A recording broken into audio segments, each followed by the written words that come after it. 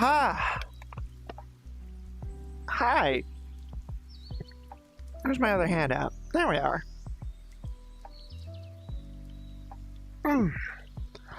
Hi. How are y'all doing today? We can see and hear you. Fucking love you, mods. Thank you. How are y'all today, huh? So I'm a little late. How do I explain this? Mom came in and gave me some advice for the stream. And so I did that when you saw the results of that advice. So you guys enjoy the intro fighters. Y'all like enjoying beating the shit out of each other? I bet you do. I bet you do. Anyway, how are y'all doing today, huh? Also, my throat might be a little rough. Milk stuck in my throat. Anyway. I got boob-related back pain. Yeah, I felt that. I understand that all too well. I do too. Anyway, hi Flamie, you looking snazzy. Snazzy, huh? Well, I mean, yeah. That's kind of a given. Here, actually, I don't need these because we're inside. Let me just take these off. That's better. Ah, right. You all, when you hit this fish, that's the first thing I hear. Hold on.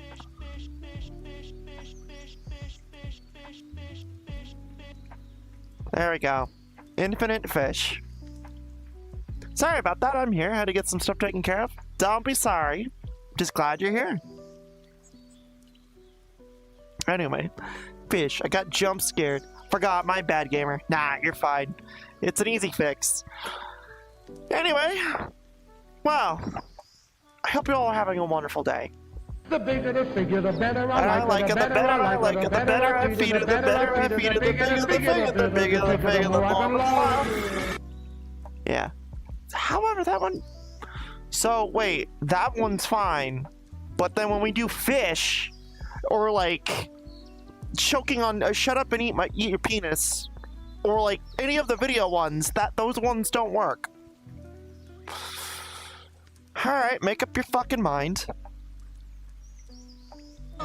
A reading rainbow. So you all are enjoying it. Anyway, hope y'all are having a wonderful, wonderful day. And fishity. So far so good, but a bit of a bummer. I'm working on New Year's Eve, but I gotta get that bread. I mean, hey, I understand. I get it. Trust me, I'm working New Year's Eve as well. And I'm doing a New Year's Eve stream. So, yeah, I'm doing my overtime. But, no, well, I am going to be talking about a few of the stuff here already.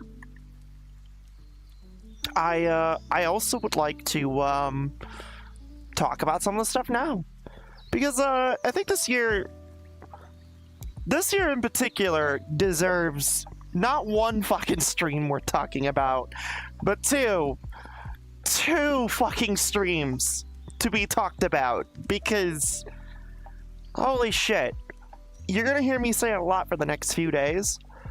If 2024 was my rise, 2025 was my redemption. And fuck me that this was a roller coaster of a year. Oh shit, I have a birthday this week. You have a birthday this week? Well, happy fucking birthday. If I'm live, I'm gonna spank you. Anyway. I'm sad no one is talking to me in VC, so yeah. Why? Why? Well, I mean, I'm talking to you right now. Is that worth something, Peachy? Also, hi, Peachy. Hope you're having whatever the fuck. I don't want my tongue to put that shit away. That's not the right. That's not the right. Fucking not the right reaction. No. You no.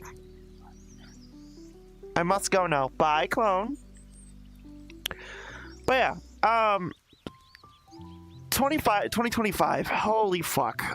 Where do we even begin with this? All I'm gonna say, I guess, is thank you. No, genuinely, thank you for giving me a chance. I did a lot of thinking this past few months about what this year means to me, and admittedly, it's just thanks. Thank you for giving me an opportunity to grow. I know that sounds really cheesy, but if I want to keep it simple, stupid, for those who just want to get out and go, thank you for giving me a chance to grow. Thank you for giving me an opportunity to learn my mistakes. Thank you for letting me cultivate and foster on my own terms rather than the terms of others. More importantly, thank you for not giving up on me. Now, why do I say it like this? This year has had a lot of growing pains, right? The growing pains, and I almost lost a lot of good people that I care about, that I loved, that I care about, that I cherished. And in the end, well, I mean, there was two different paths I could have went with this. I could have ended up, you know, being more of a monster than I already was, and potentially ruin my entire career as a streamer, and burn every single bridge that I have. Or I could have done what I did, which was hurt, get it out of my system, burn to the ground, hurt, cry, and then rebuild.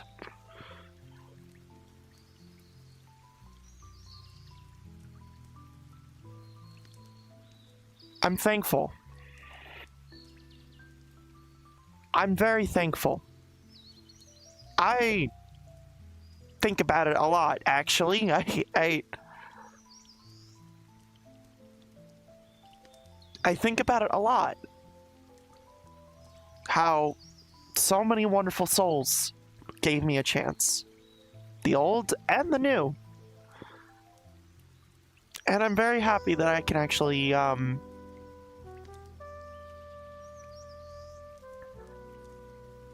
happy that I have both the old and the new.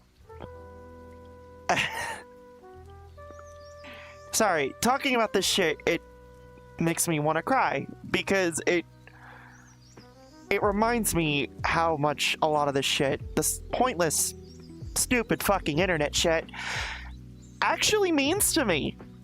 And it's not even just the streaming aspect of it, it's the people that I've developed, relationships that I've helped along the way, that have helped me be a better person. And you know how when you care about people, when you love people, they do what they think is right for you, right?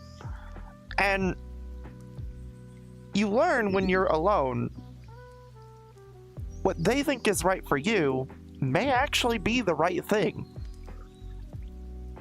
You don't always have the answers up here, and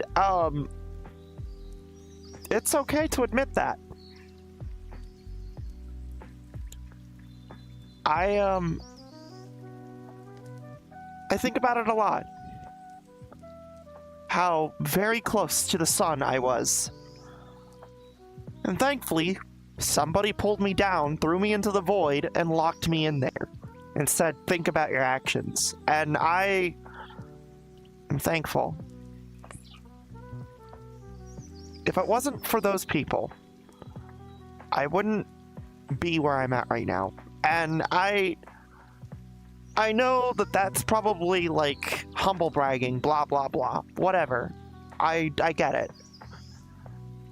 But this year has been a lot of trial and tribulation, figuring out for me, what is it that I want for me, right? What is it that I want for the people around me? What is it that I want to give back, right? What is it that I want to establish for myself, right? Things like that. And if it wasn't for the people who I developed and build relationships that are new, well then I probably wouldn't be able to help and alleviate and heal with the people that are old. And because of that, I'm very fortunate. I'm extremely fortunate that I have a wonderful support group that I do, a wonderful friend group, family, like, and even the ones that I did hurt, they came back. Not with open arms, mind you, but they came back. And over time, those arms did open up. And it just goes to show, to me, a person who believes that there is no such thing as good people, and humans are inherently evil, that even bad people have good hearts. As the saying goes, all roads to hell were paved with good intentions. And, this year was my road to hell. I had been put through the ringer too many fucking times this year. And a lot of it was rightfully deserved. I feel like I've earned my retribution. And, I'm just glad. I'm glad that the people around me gave me a chance.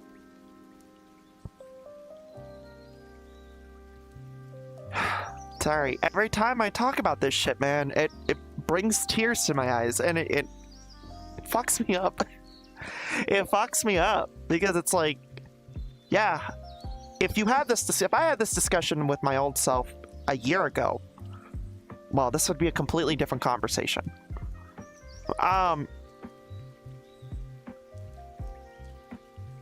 It really very much defined what made me now. And I think, honestly, looking back, it was definitely a needed reality check. I am so fucking thankful, even if it resulted in me accidentally hurting people that I cared about.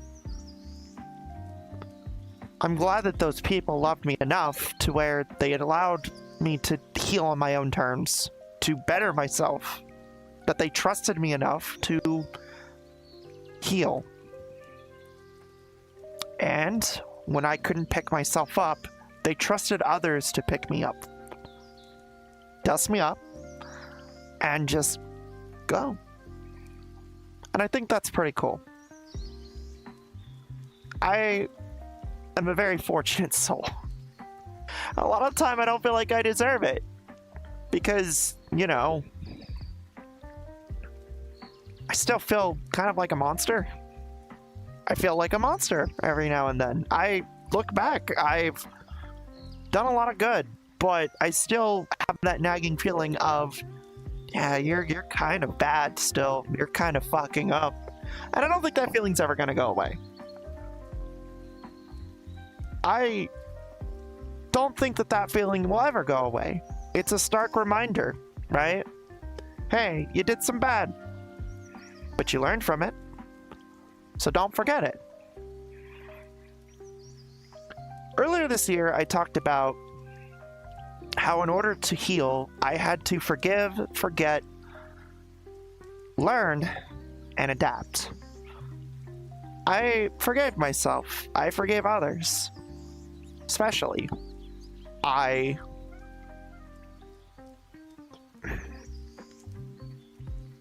tried to do what I can to forget it. There are some things that I can't forget, sadly. I don't think there are some people in some unfortunate incidents that I think I will never unfortunately forget, and has definitely laid a foundation and a boundary between me and those people that have established some either savory and favoring results, or rather some not so much. And, well, those people aren't here anymore. But,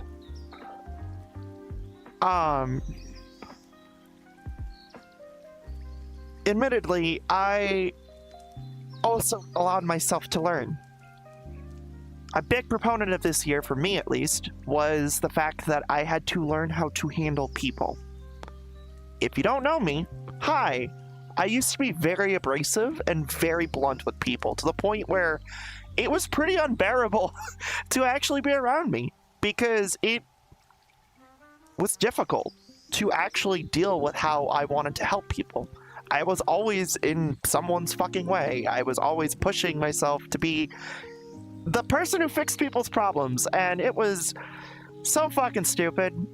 Now that I'm looking at it, it's like, dude, if people wanted your help, they would have helped. They would have asked for it. But another thing I learned is that sometimes people are afraid to ask. You gotta give people chances. You gotta give them space to grow, space to allow themselves to ask for help. And in time, if they trust you enough, well, ta-da, they'll come to you. Also, I just zoomed the fuck in. Very good. By the way, chat, I am reading what you guys are saying, but I'm gonna kind of ramble for a little bit, so I do apologize. And I'm reading what you guys have to say, and I'm thank you. Again, this is a little emotional for me. So this is basically me like removing band-aids off scars at this point. This is emotional. This is an emotional stream. This is me basically sitting here being like, hey, time to rip the band-aids off, and time to be proud of those scars.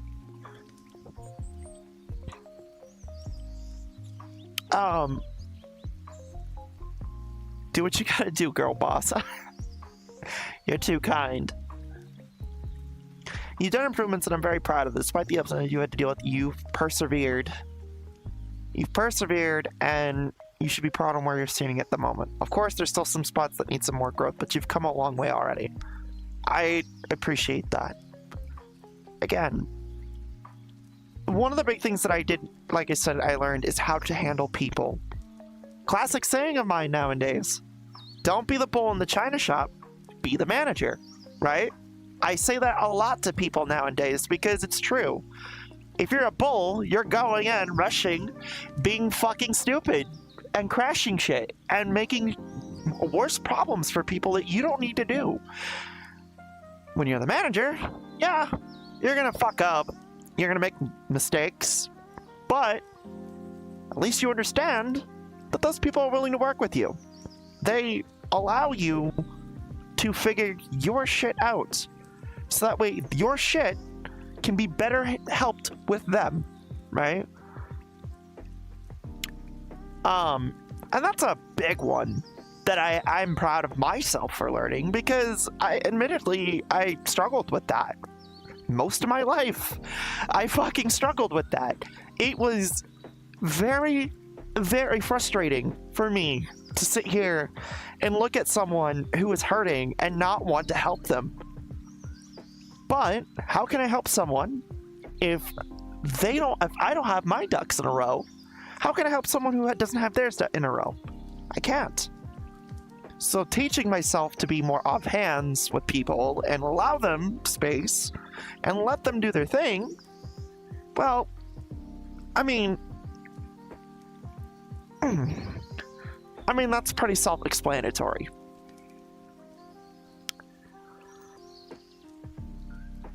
With the other thing about this is the adaption part.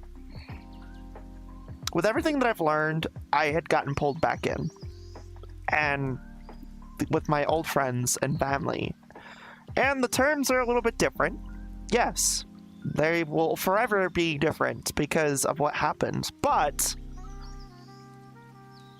I have a little bit of a confession to make. I'm kind of struggling with the adaption part. Let me explain. I actually talked to Tay about this, funny enough, because, well, we talk about these things a lot because she wants me to talk about them. And a lot of people have realized that it does me good talking about them now. And one of the things that I've been struggling with lately is the fact that now that I'm back, because of all the stuff that I've been put through, I somehow ended up with the label of the most seasoned individual. Don't know how this happened, why this happened, or when this happened. But it seems like to me, a lot of people do tend to come to me for their issues. Because I've been through so much in the span of a year. And I'm flattered. I am. But it is important to me to establish a boundary and sit here and say, I can't fix everything. Nor am I going to. And nor do I want to. A lot of people just want a shoulder to cry on. And I can be that for you.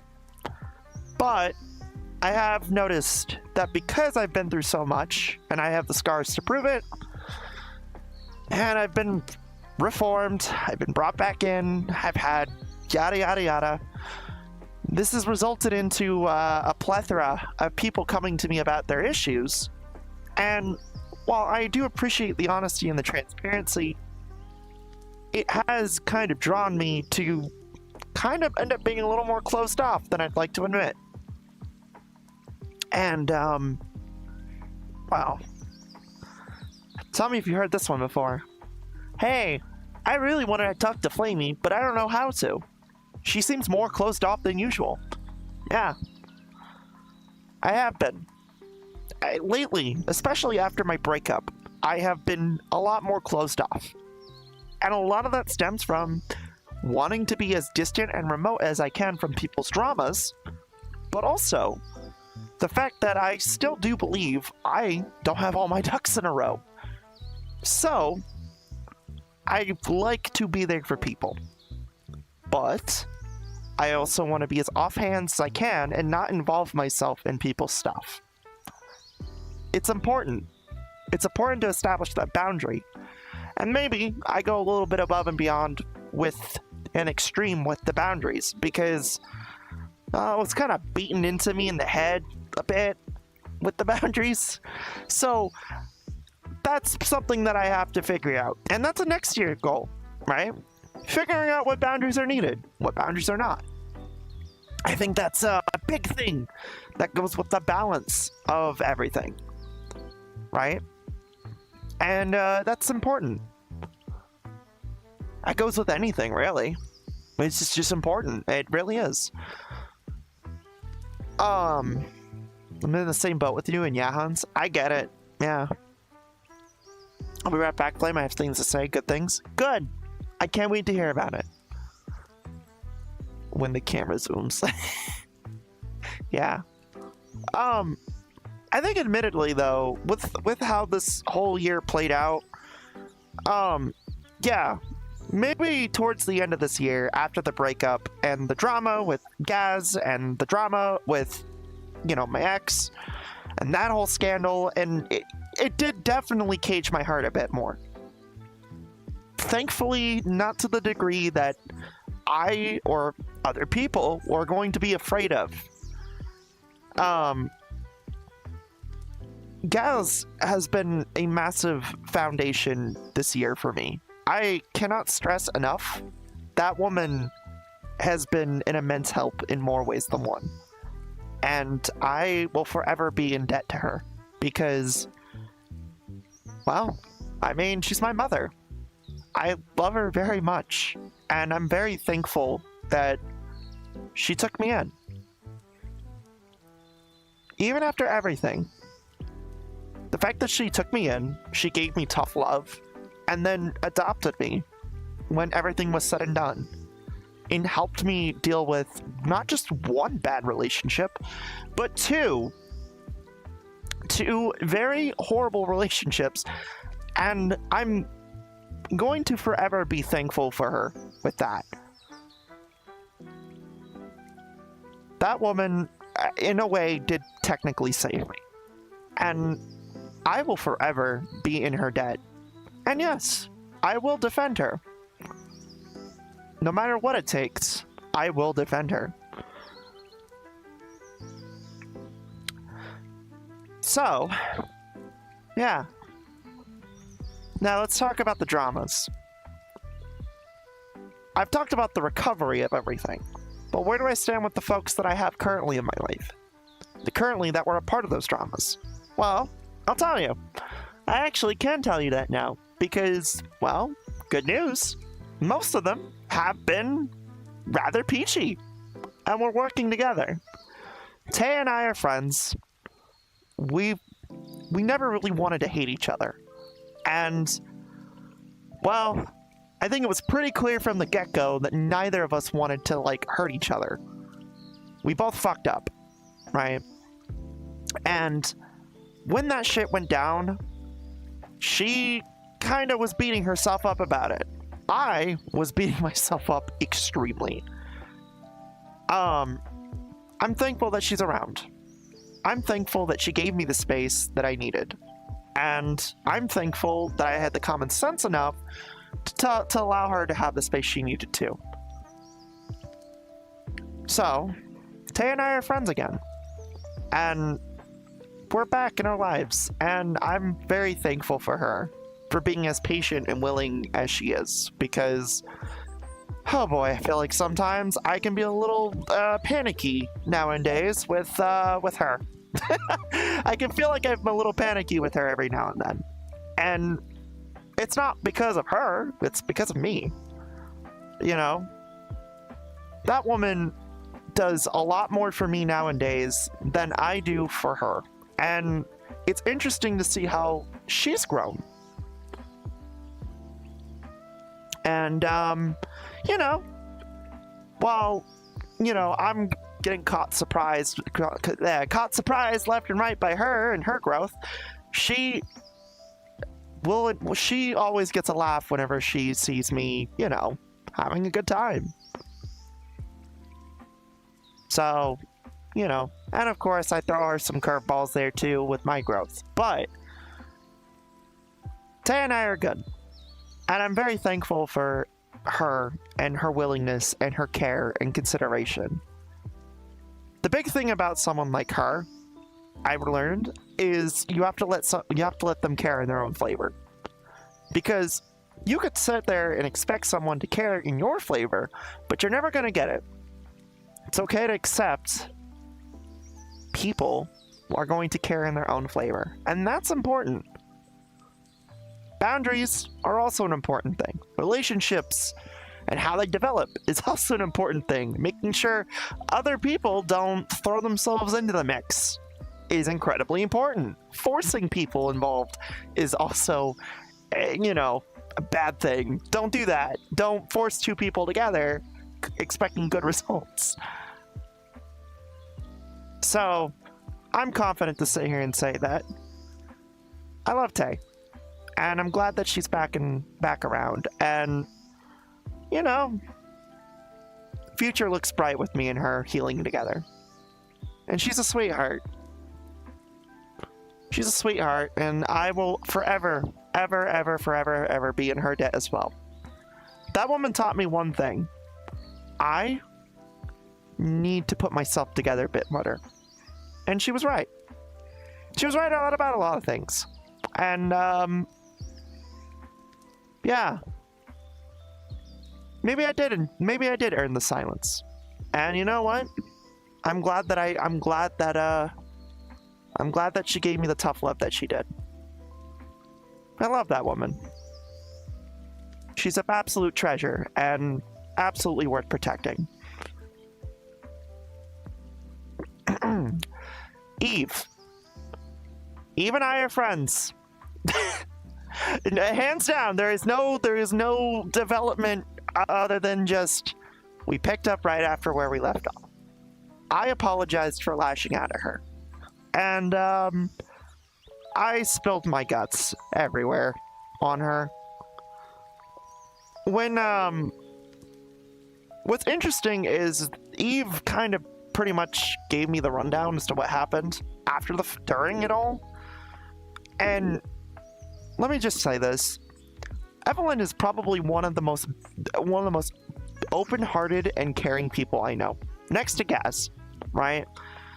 She made it abundantly clear to a lot of folk to leave me alone. If it wasn't for her, I'd probably have people up my ass. And I'm very thankful that she made that abundantly clear that that's what she wanted. She didn't want it for me, she wanted it for her. And that's important, right? That woman is a big-hearted individual, and when I finally was able to apologize to her, I cried. I cried immensely. Because, well, much like Tay, she was one of the people I never wanted to hurt. And the fact that she was able to, like, basically pick up where we last left off, it broke my heart.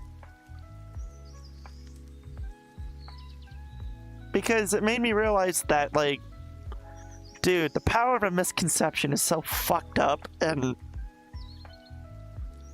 fucking terrible. Sorry, I'm crying. I'm fucking crying. Can't you tell?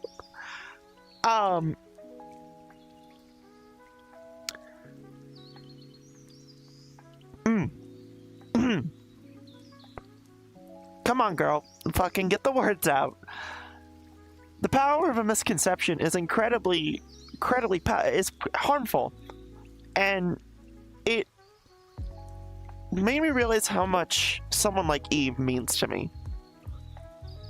She's not just like a friend, she's family to me. And Eve was one of the few people that was always by my side whenever I broke down.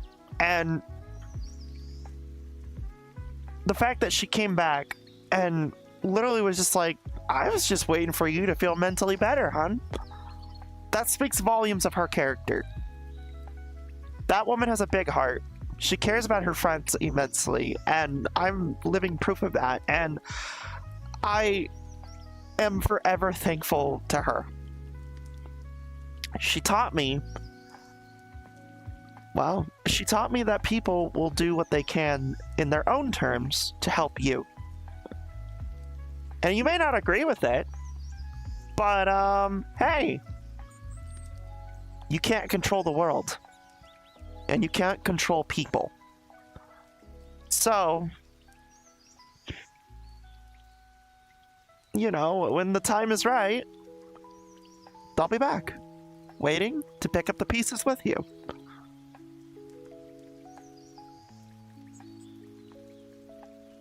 Say I fear Eve, because last time me and her interacted once in VR, but we started to smile and laugh, and she tries to be spoopy with me or flustered depending on mood, or the mood, I should say, sorry. She's a sweetheart. She plays the whole brat card like I do, but I genuinely appreciate her energy. Her bouncy personality helps a lot. And I think out of all my friends, she's probably one of the handful of people who actually go out of their way to call me when she has time just to check in on me.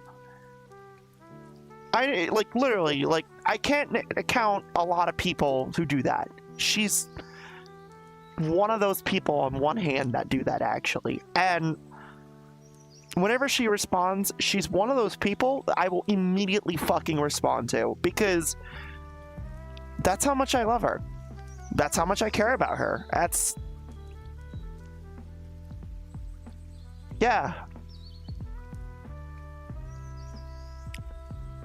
Completely off topic. I notice you don't have your little sunglasses on. Yeah, I don't. I want to make it a habit when I'm not inside. When I'm not outside, I want to take these off. Also, I keep crying, and so my nose is very nasally. Guess what I got today, Mama? What'd you get? Also, hi, Zach.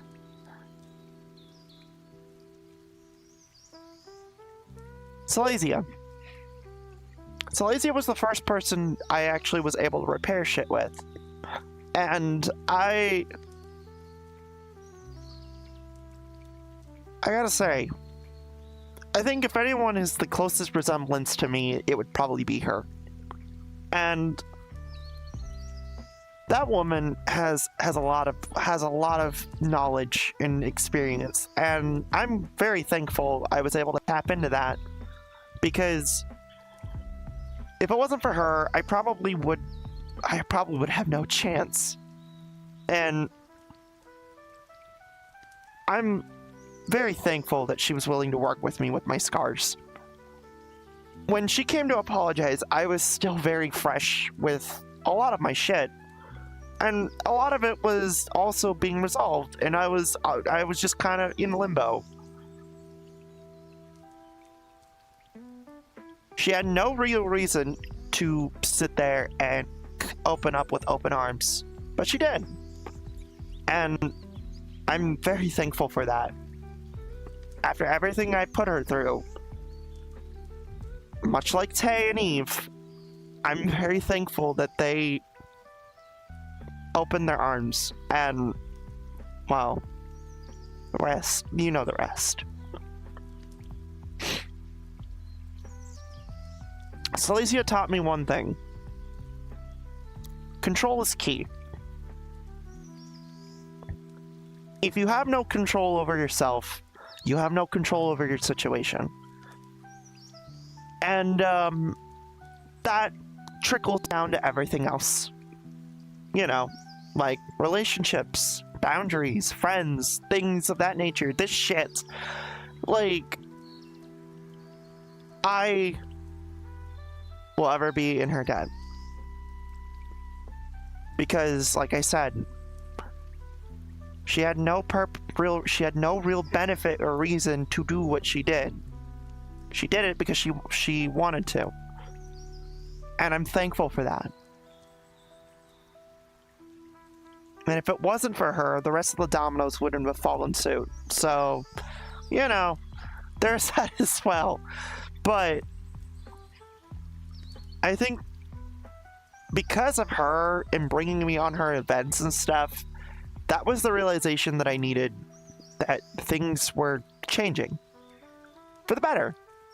That I could finally start closing the book on a lot of these things that I had in my head that I was feeling like a monster, a problem, yada yada yada. That there was actually something there that the people I had currently, the new people around me, were trying to tell me.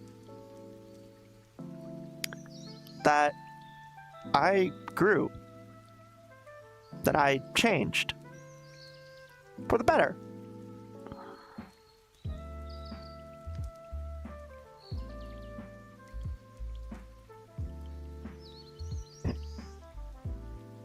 I think the other thing, though, too, is Silesia taught me that not every relationship is meant to last. It's okay to have relationships burn and be destroyed. It's okay to not fix every single one of them. You can't please everybody. And more importantly, it's okay to be hated. Good evening, all. Hi, Connie. I'm doing a 2025 reflection. I hope you're doing okay. Also, I might be crying a little bit because I'm going through a lot of my history today. I'm going through a lot of my reflection for 2025. So I hope you're having a wonderful day. You actually wrote yours up before coming on the for coming up. Hell yeah. Mine deserves 2 parts. I have had quite a year. We were actually just covering the dramas aspect of my year, because that was basically the pinnacle of my year. I know how you feel requiring it 2 parts. Yeah. No, this year has been a lot, and it has taught me so fucking much. And actually, great segue. One of the other life-changing things for me is the Little Space team. I have always kind of fought in between left and right on what to do with the ABDL stuff. I'm very fucking thankful that Hydro is one of my moms, and she really, really wanted to emphasize me joining Little Space. And I got to meet wonderful people that I consider great friends, like Connie, right? So, when I sit here and say that I'm very fortunate to be a part of a wonderful team like Little Space, I mean it wholeheartedly. Yeah, I'm like, usually pretty quiet. I usually kind of stay to myself, but I'm always there. And, you know, even in times of crisis in the team, I was there trying to help out as best as I know how. And because of people like Connie, and Ruffy, and Hydro, and Tiger, that place is a very, very comforting place, not just for me, but a ton of other Little Space creators. And I take great pride knowing that I have a piece of that, much like other team members do.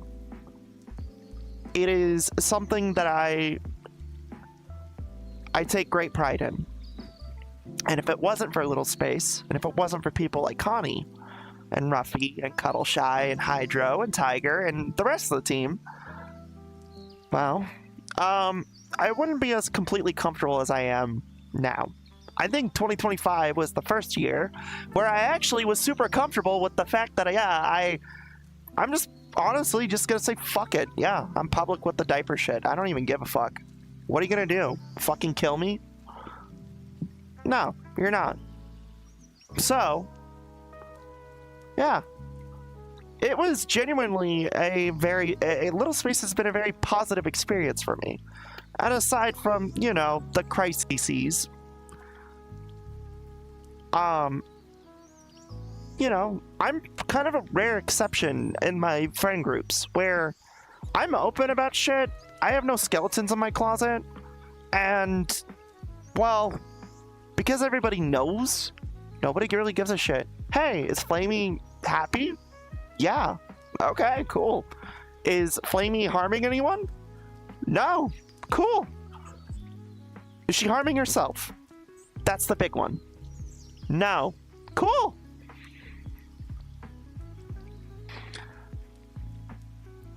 Diapered Flamie is unamused by your shenanigans. Yeah, it always surprises me how very nonchalant I am with it, and people just kind of go with the flow with it.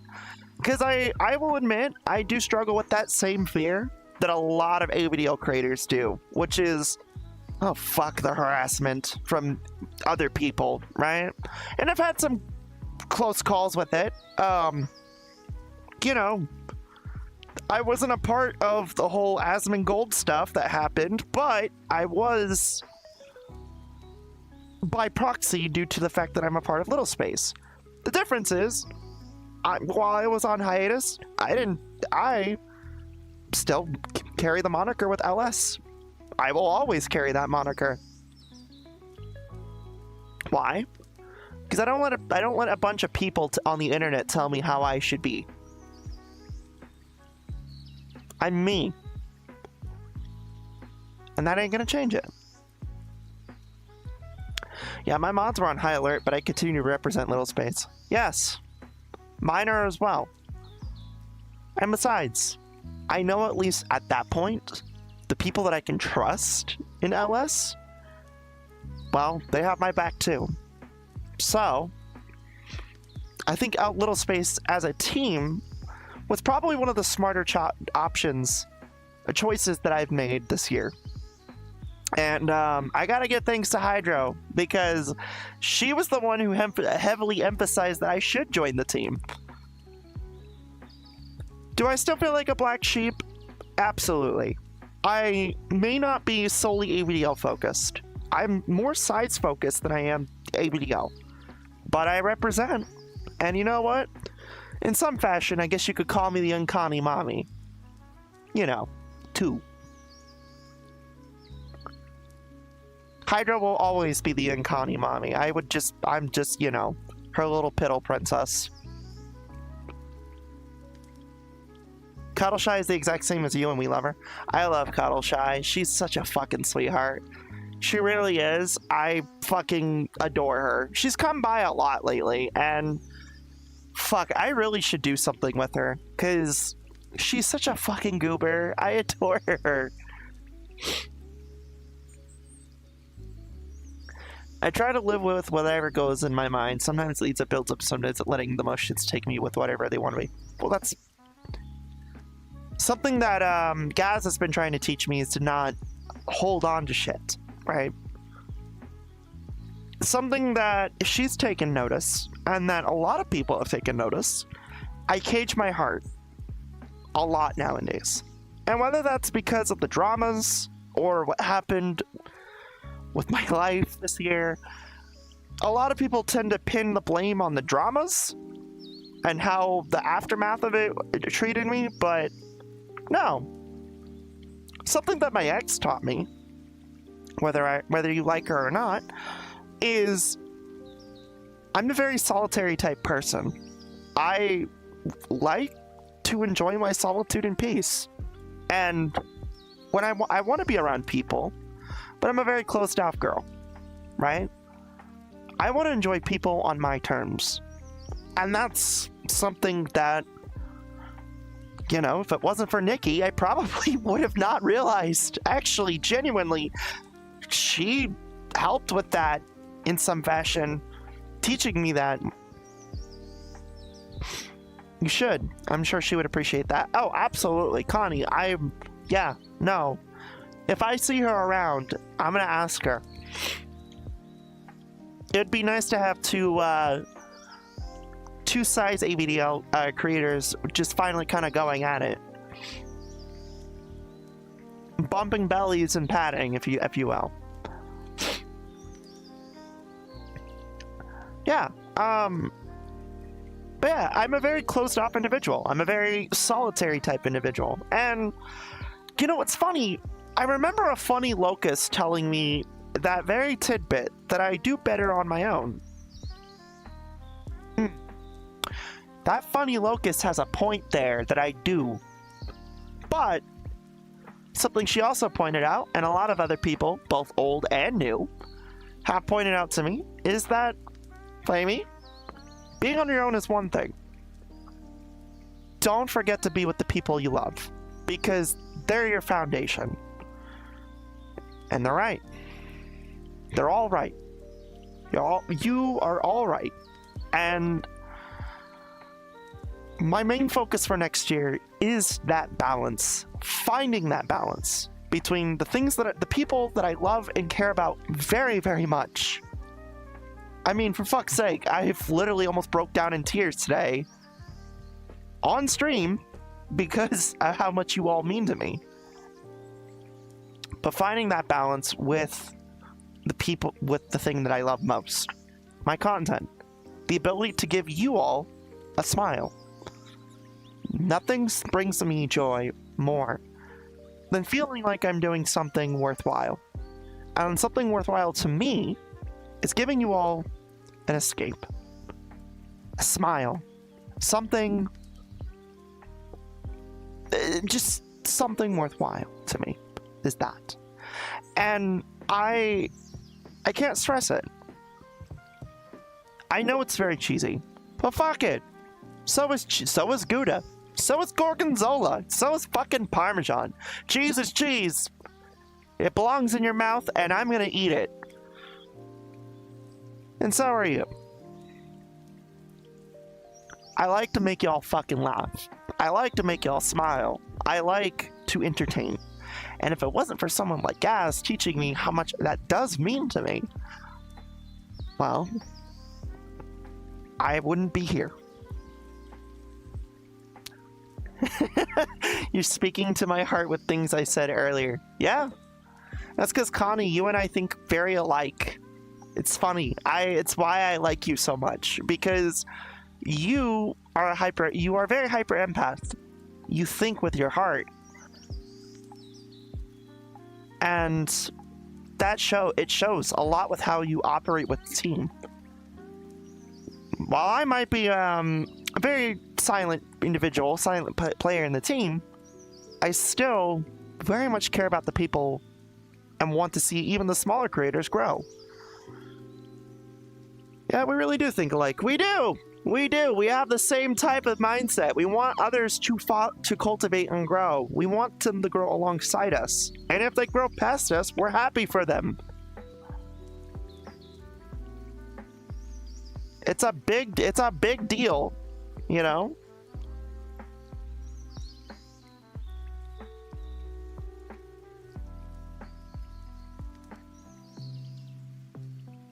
It's something that I cherish. Sorry, give me 1 second. I'm just messing with the music real quick.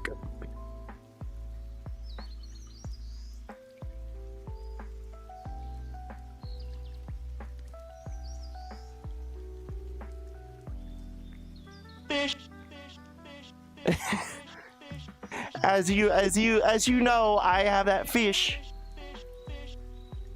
There we go. There we go. All right, now it's fixed. Perfect. Thank you, Mons. I know what you were doing, and I appreciate that. Hi, Auntie. Hello. Hi, sweetheart. How are you? Hope your mom's doing okay.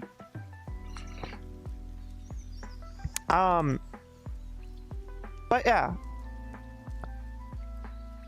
The silent mother from the void. Yes. I guess now is more than enough of a reason to explain why I chose that moniker when I became Hearttaker. Something that I was told is that I earned the silence. And I did some pretty bad shit. Yeah. I hurt the ones that I loved, and yeah, I did earn it. I chose that because what I wanted to be was the person that people came to when they wanted me. Not someone who would always be in people's faces, but just someone who's there, quietly waiting. And then when I'm there, when you come for me, guess what? Open arms, baby. And then when you were done with me, take the door. The door is yours to keep. And that's why I chose that. The silent mother. I'm not a showy off mom. I'm not the mom that would, you know, your typical stereotypical mommy type on Twitch. But I'm not the showy off horny type mom either. I'm a quiet mother. I'm here when you want me. And that's okay. I think that's something that needs to be said. The silent mother. The mother in the void. I'm always watching. Which, you know, I guess you could say I'm like Garatina. I guess you could say I'm like Garatina in that way. You summon me when you want me. Hey, can you check your Twitter message requests, please? Why? If you mind me asking, sweetheart, why? Is there something important that I need to address?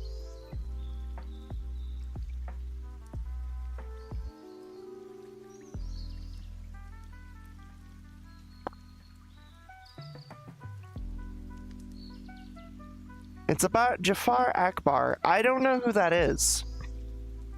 And who are you?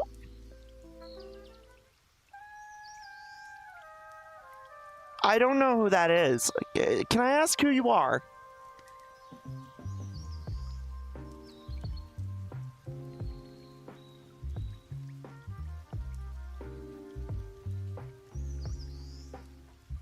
I'm someone you don't want to anger.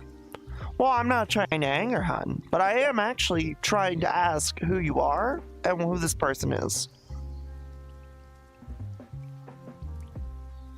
I'll entertain it. Hold on. Just shooting that now? Alright, cool. Let me take a look, though. Now I'm actually kind of curious. Let's see.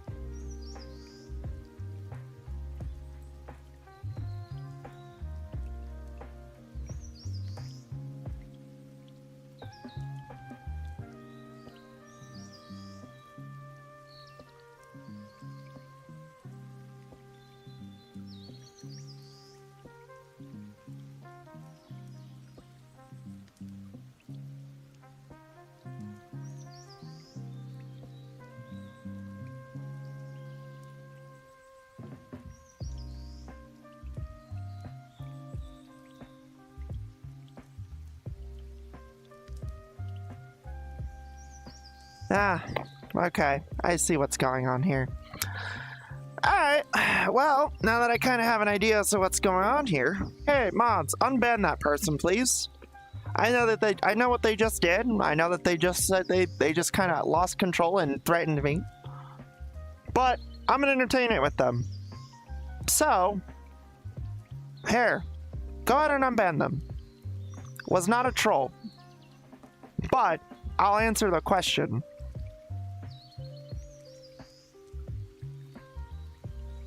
Because I had to they were actually legit, and I feel like they are owed an answer to some capacity. So, Leaf, if you're here, I'm gonna offer you an answer. Now I have a bit more context as to what you were asking me. So, why didn't you just start off with that in chat? I just want to know about the group Hunter Kane was in. Well, to tell you the truth, I don't remember there being a group.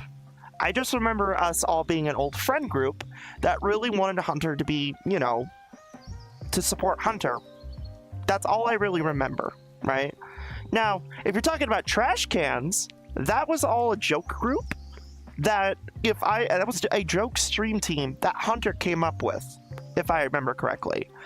And, well, I mean, you saw the video, and you saw what I had to do in order to, you know, handle the problem.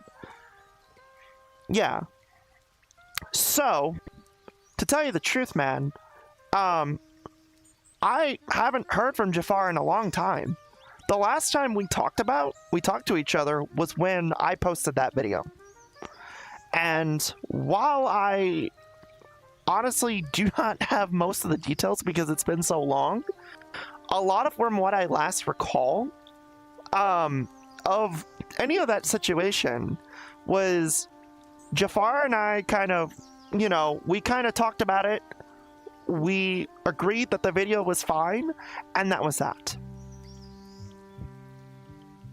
But as far as the group is concerned, trash cans, or whatever the fuck I said, I can't remember. It was such a long time ago, dude. It was like 6 years ago. I'm gonna tell you right now, it did not last long. The gist of what I remember was we were very inconsistent. It was Hunter wanted to dictate what he wanted to do, and it was just not a good fit. Also, the group was very toxic. Like, I mean, extremely toxic. So, admittedly, I only joined when I did back then because I wanted to support Hunter. Because at the time, before I found out what he was, and still is, well, I just wanted to support my friend at the time. When I found out he was a dirty pedophile and a predator, well, I mean, you already know the answer, right?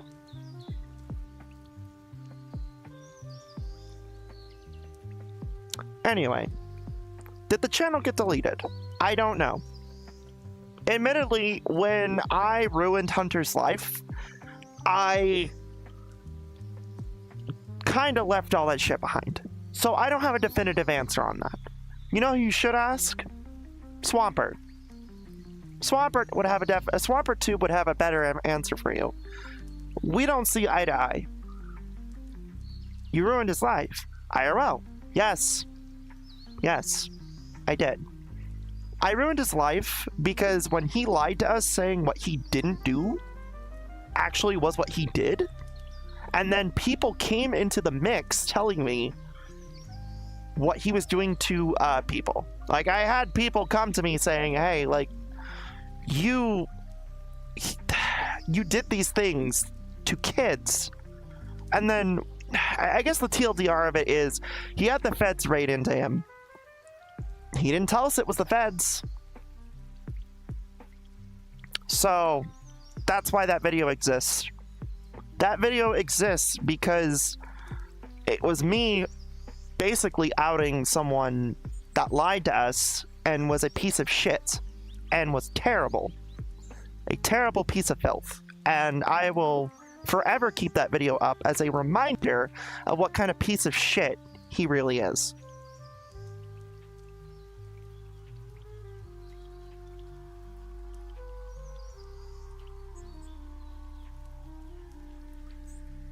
Blackmailed him while he's showing off it. Do you know if he's in jail right now? I don't know. To tell you the truth, I don't have any real insight on it. The only thing I do know, and I admittedly am not going to talk about, I wasn't going to talk about this recently, publicly, but here, I'll give you a scoop. He did try to reach out to me recently, like 2 months ago, asking for me to remove the video for privacy concerns. And I basically blocked him. Banned him, blocked him, gone. You are a piece of shit, Hunter. You will forever be a piece of shit. And no matter what you try to do, it doesn't matter. It's permanent. What was his new username? I couldn't tell you. I don't remember. See, honey, when I block people, and I just pretend that they don't exist at that point. But, if you'd like, if you want to tell me more information as to why you're seeking information about this motherfucker, I'd like that. I'd like to know why. Hit me up on Discord. Same username, same everything. I would like to know why you're digging up some history. You've got me intrigued, so, sure. But yes, if you need more information on trash cans, Swapper 2 would be your best bet. We don't see eye to eye anymore. We haven't seen eye to eye in quite some time, actually, since, well, I cut ties with him. But that would be your best bet. And I do apologize for my mod spanning you on the spot. Though I will say, moving forward, it would be in your best interest to not start off with, I'm a person you don't want to upset. Next time, just hit with the hard-hitting questions. I would appreciate it more.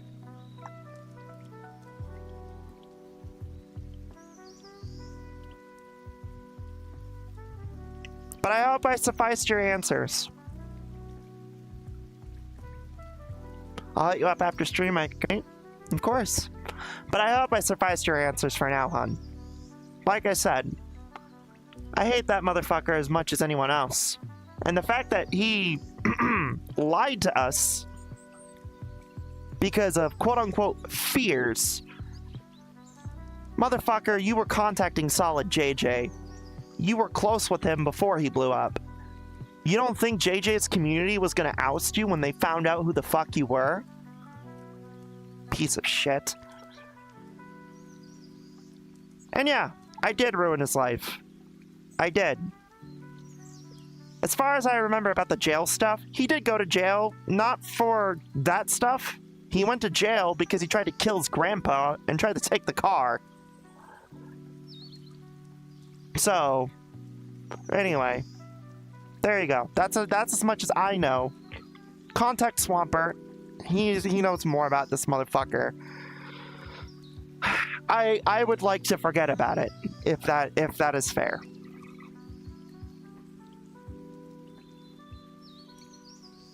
You're welcome. Glad I can help. And yeah, if you need any more advice or anything, just hit me up. Though, once again, word of advice, probably shouldn't go to someone and say, hey, I'm a person you don't want to anger. Especially when you're asking for help.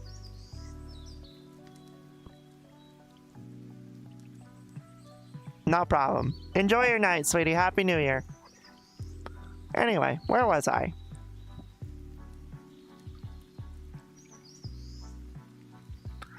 Did I come at a bad time? Nah.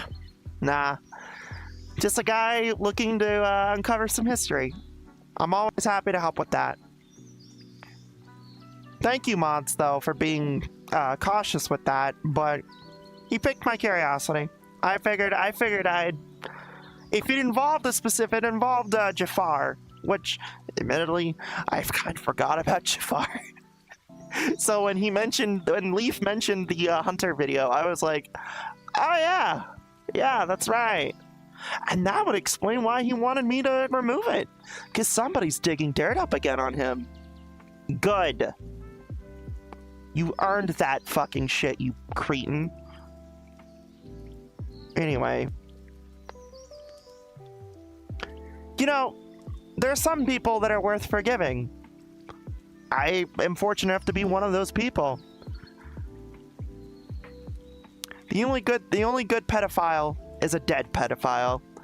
And, I take great pride knowing that that dude's life is ruined because of me. I don't care. Anyway. I'm enjoying my Memorial Master License moment. It's so cool. Is it? That's awesome. I'm so happy for you. Anyway. Where was I? Before that happened? Yeah. I couldn't even remember.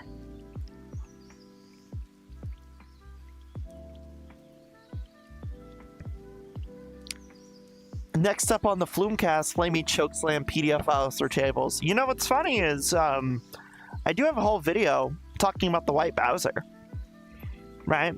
Which is kind of funny because there was a point in time where I did actually really like studying lolcows and why they are the way they are. You know, people like, like I said, the White Bowser, Chris Chan, Daniel. Cyrex, people like that, right? I got bored of that shit though, because you could only handle so much horror from people like that, and having to deal with someone like that in my life, no. I'm nervously looking left and right, wondering I came into. Oh, Neku, I'm gonna tell you right now, hon. You kind of came at a weird time. I had a chat member come in asking about questions about a video in particular that I made several years ago about somebody. So you're fine. You're good. Don't worry about it. Also, if you're new, Neku, welcome to VRChat and chill. This is just me where I kind of just chill and talk and chat.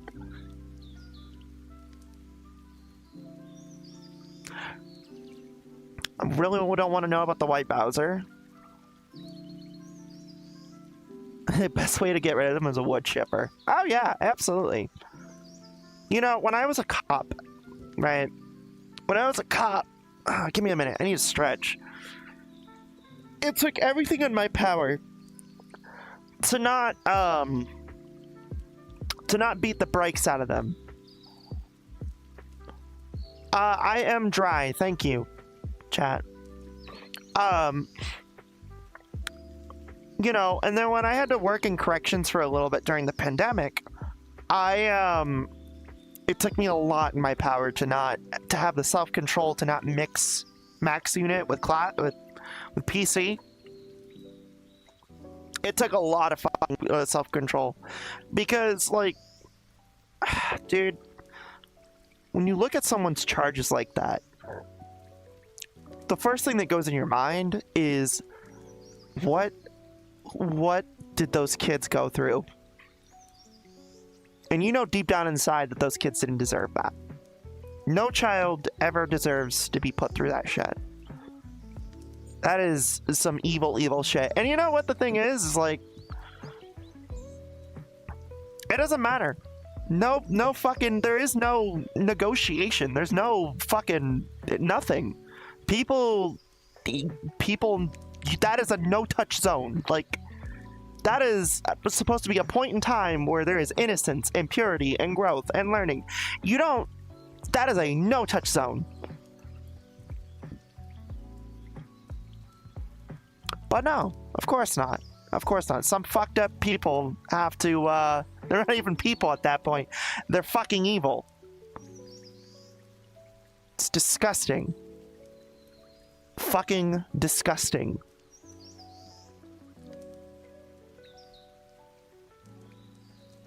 You know, I actually have a story when I was a cop where I had to take one of those pieces of shit to court, and the guy got off on OR. If you don't know what OR is, congratulations, it's ordered release, right? It's when a judge orders the release mandatorily, right? Or basically overrides it. So let me tell you something kind of funny. Karma has a sick, twisted fate with it, right? We brought him back to the jail, and last I heard is his body was found on the court stairs. Not even 24 hours. So, when I sit here and say karma has it coming for you, I fucking mean it. Because nobody likes your kind.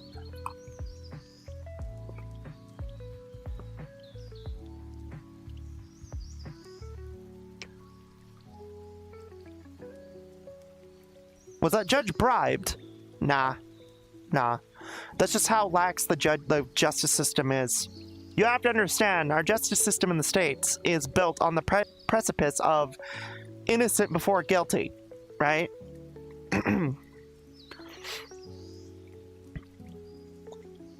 So, you know, if there's nothing to, quote unquote, I don't know what the ins and outs of his case was. All I know is he got OR'd because he wouldn't shut up about it in the fucking back of my cruiser. So, you know, come to find out at 0600 when I come back into the station after my night patrol the following day, do I find out, hey, so you know Ratface, he's fucking dead. Like, dead. On the courthouse stairs. Good fucking riddance. That dude had like 9 counts of possession and 12 counts of distribution and creation.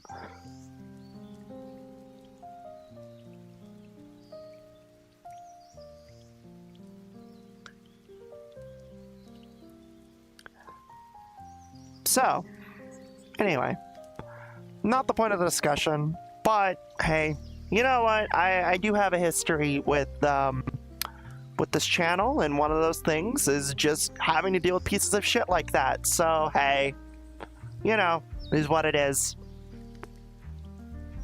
Also, I used to be a Fed. Well, not FBI, but I used to work for the government. So, they're irredeemable in my eyes. I hate them with a passion. Good. That's the only type of people you should fucking hate. Well, one of the groups of people you should hate. The other one's zoophiles, but, you know. That I kind of lump those two together because you're irredeemable, period. That's the other do not touch area. They don't pass the Harkness test, most important, 1 for 1. And 2, I'm sorry, but dog is man's best friend, not man's fuckable plushie.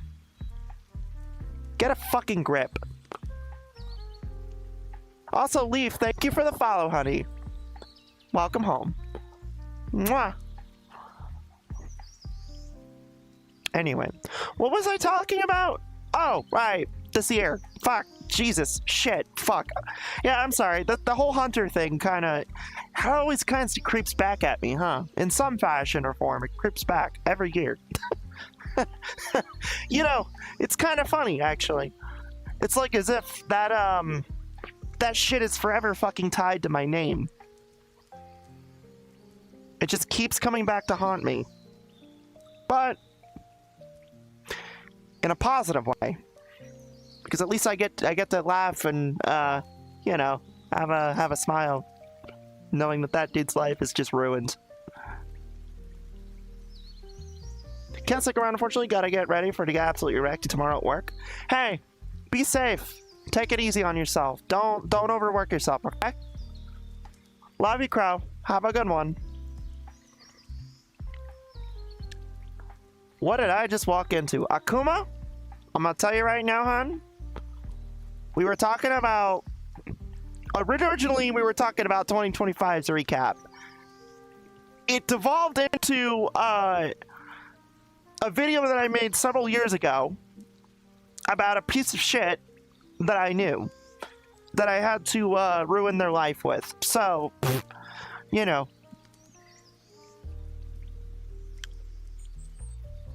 Promise to not work through my lunch breaks again. Yeah. No, I hope you take care of yourself. Anyway, fuck. I really lost my train of thought with the end of the year stream. Fuck.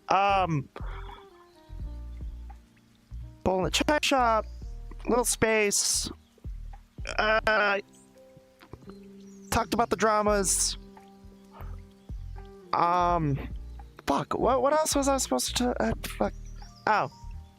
Yeah. Nikki. Look. That woman has a lot of growing to do. And while I am pretty quiet about a lot of that stuff nowadays with Nikki, I want to make something abundantly clear. With the videos that I made about Nikki, expressing what happened between me and her and what happened with her and Gaz, something I need to make clear about to people is I don't hate her. In fact, despite everything that happened,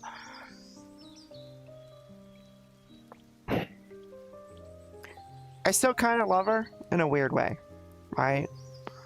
I don't know, maybe it's just cloudy, foggy thoughts, but I don't hate her. For a little bit of background transparency, Nikki came to me recently and apologized. And about everything. She kind of gave me a heads up on what's been going on. And, well, that's why she's been popping around frequently more, right? Something I've learned this year is that people are often too hard on themselves and hard on each other, right? And not everybody is inherently evil, but when you're close to someone you may hate them, but you don't stop caring. Yes. And yeah, she cheated on me. Okay? Yes, she abused me in more ways than one. Yeah, she did. She abused Gaz. Yeah, she did. But something that I learned is that people gave me a chance, and I need to give people a chance, especially the ones that hurt me, right? And I think that's that is an incredibly important thing to point out, right? There is no shot in hell will I ever be dating her again. But there's always an opportunity to be friends. I think that is a given, right? I get what she did is very hurtful to me. And, well, wouldn't you agree that maybe, I don't fucking know, if it was me in the same boat, if the tables were turned, do you think she would do the same? She was there when I fell. So, it's the least I can do, right? Lastly, I think, out of all the relationships that I've had recently, I want to talk about the ones that fell through the cracks. And I think those ones are the ones that a lot of people kind of are curious about, especially with this year alone. When I say fell through, I mean the ones that I developed that went either bad or just simply straight up just didn't work out. Look, I always think about you guys in my heart. I do. And maybe things didn't work out. But with time, people grow. All that I ask Don't beat yourself up. Besides, you have a ton of people who love you. You have a ton of people who care about you. And, I'm just some dumb internet girl on the fucking internet. I offer nothing. Except my time. My time, my stupid personality, and a ton of fucking trauma dumping, I guess. I don't know.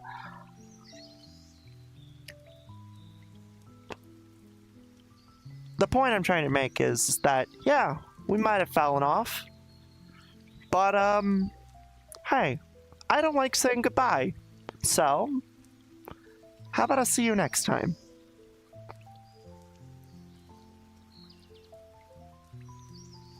There are a lot of people this year that I feel like I've let down.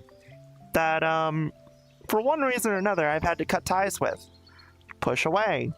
Shut the door on. And you know who you are. I don't need to express who you are. But I do want you to know, while I have my opinions, and I do have my perception of things, I respect yours. I understand your thoughts, your criticisms. They're not all valid, but they have been heard. I won't just simply ignore them. Besides, what better would I be if I just ended up ignoring those criticisms? Kind of silly if you think about it, especially when I'm all about growth. So, let's talk about those, right? Let's talk about those criticisms. I tend to be pretty volatile. Yeah. Yeah. I mean, it still happens from time to time. I think it's a natural response to have a pretty raw response to things when people stress you out, right? Some people are pretty good at hiding it. I'm not. And I probably should be. Absolutely, 100%. I should probably be better at keeping it hidden from you all. But if you ignore the criticisms, you'd be a politician. I mean, I am a public figure, so, you know, I guess in a way I am kind of like that. No, I get it. I can be pretty volatile. And I'm not just talking about it in the aggressive way. I'm talking about it in a variety of ways. Something that I was told recently, not too long ago, was the fact that I am hard to really mesh with collab-wise, right? It's something that I've been thinking about a lot today, this week. Because, you know, my mother wants me to open my heart a bit more and collab more with people again. I will admit, I am not sure how I feel about that one. Because, yeah, I do agree. I have a pretty weird personality. I'm a very, difficult person to compete with and mesh with, right? So, you know, I usually equate that personality to some extent with the volatility that I get criticized for. And fair enough. You know, again, I wear my emotions on my sleeve. I do. It's just in my nature as a person, and I don't think that's something that's gonna change. What can change about it is how much control do I have on it? And that's something that I really should be focusing on. And I will. I think. Yeah, no, I will. All jokes aside, I will be working on that.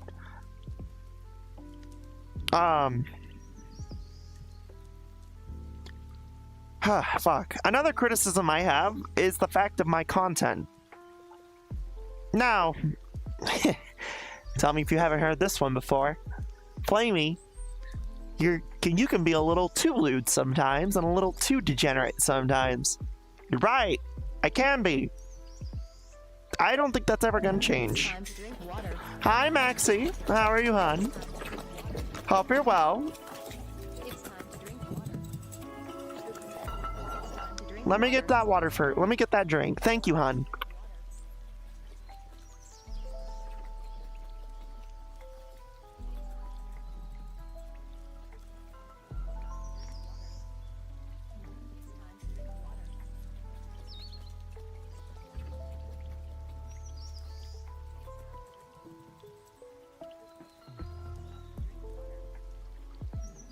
Okay.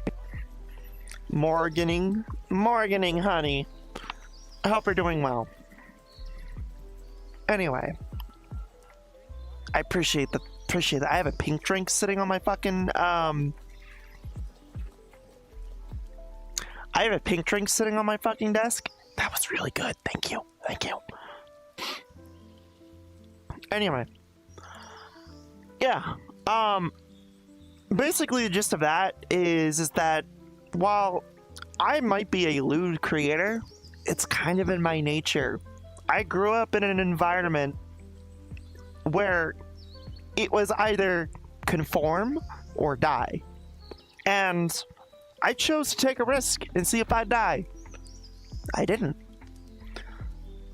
Also, just being straight up lewd is just something that I take great enjoyment out of. I'm a fat fetish creator. I'm also an ABDL creator. I'm a lewd creator. It's in my nature to be lewd, right? So when I say here and I say that it's just more of a lifestyle thing and it's just who I am, I mean that wholeheartedly, 1000%. It isn't for attention or anything. What I will suggest to those people who criticize me for that is two very wonderful things. Okay, one, who are you to police content? Two, why are you trying to police me if you yourself are no better? And that last bit goes like a variety of ways. I have had creators specifically talk about it where they're like, she's lewd and she's degenerate and disgusting and she shouldn't be like this, and because this shouldn't be popular. And meanwhile, those same people play the same handbook I do, right? Whether they like to admit it or not, and they think that policing content is, I just think it's fucking adorable. Let me put it that way. Anyway, but the other half of that is the average viewer, right? People have shame. It's okay to be shameful of what you enjoy. I don't judge, right? But I think when you're displaying your shame by judging others for what they are and who they become and what they like, well, I think you probably should have your priorities checked a little bit first on who you are as a person before you judge me. Because it seems like you're missing something there before you, come to my alleyway and spend $5 for a sucky. So it's about hypocrisy, basically. Yes, exactly. Hypocrisy's a bitch, right? And to be fair, the hypocrisy is such a fun thing as a creator, because I could sit here and tout praises all I want with stuff, but then sometimes I might even fall into the same trap, not realizing that I'm doing it, right? Food for thought. It is an important thing to think about, right? So I'm lewd. Who cares? Next time you watch another creator like similar to me, or better yet, similar to your favorite e-girl on Twitch, well, just remember, I'm no different than the rest of them. I'm just a little more open with my weird shit, that's all. 10, take it or leave it. Well, if you give me 10, you get a sucky, and then you also get a foot job. You're welcome. Oh, and as a bonus, I'll just give you a hand job as well. I'm gonna make sure you are like vacuum suck cock clean wise. Anyway, the point being, okay, and the point being is that is a common criticism I've been hearing quite a lot about, specifically on the creator end. And to that, I have to say, cry about it. There's nothing that you're going to do that's going to change my mind about that. I'm me unapologetically, and I'm sorry that you can't be you. No matter how much you try, you will never, ever, ever be able to make me change who I am. I've already broken myself a lot. I have the scars to prove it. Do you? Anyway. And as far as the viewers are concerned, look, I'm me. I'm unapologetically me. There ain't much you're gonna do about that. There's nothing you can control about that. You know what you can do for yourself, though? You don't have to watch my content. You don't have to support what I do. And more importantly, you can take that support and energy and you can go give it to someone else. And I'm sure they'll appreciate it. Because I'm just one person on the internet, dude. I'm literally just one person. And that's what this year has taught me. Build a backbone with who I am as a person. Another criticism that I've gotten, funny enough, and I think this is an interesting one, is how I handle people. And it's kind of been the thematic of this entire year for me. How do I handle people? And I've talked a little bit about it earlier. I used to be very, very aggressive. I used to be very blunt. I used to be very honest with how I felt about things, and I thought people were just gonna take it. I didn't know how to word shit properly either. People are fickle. People are fickle. They're fragile. And I think that one right there is a very valid criticism of me as a person, at least back then, and to some extent today. Some people would sit here and say I'm a little too careful, but I think it's a very valid criticism. And all I can simply say to that is, yes, I did my damage. But I definitely know that you all have done yours as well. The only difference between you and me is I'm vocal about it. I'm willing to talk about it, and I'm willing to vocalize my mistakes. And I'm willing to repair them. I can't say that about a lot of y'all, but hey, it's a valid criticism nonetheless, and I appreciate you giving me that criticism. It is a very needed one, and I do appreciate it nonetheless. Last but not least, I think this is the last criticism I've gotten recently, is how closed off I've been. How I'm more willing to basically be willing to close people off completely and just not talk to them. Look, people got on my ass about how pushy and obsessive and clingy I was last year. Now I'm not pushy, clingy, and obsessive. I'm closed off, distant, and I'm off hands. You can't have your cake and eat it too with people. You're basically trying to puppet people. That ain't happening. That's just not happening. And while I should know what that's like, and I do, you can't control people like that. You can't expect one extreme and then it not go to the other extreme and be like, yeah, but Flamie, we really want you to be like this. No, you're trying to control people, and it's that simple. And it is a very valid criticism, but see, the thing is people got to be a little bit careful with that. That's how you break people. I should know. I've been broken because of that stuff. Bye, Carsey. I love you. You have a wonderful night, okay? Be safe today, and if you need anything, let me know, okay? Please, I'm serious. I'll see you tomorrow. Hand job. Why are you trying to hire my hands for a job? Well, I have 4 of them, so what's your excuse? It's 10 per hand. So technically I'm making 40 instead of 10. Business 101.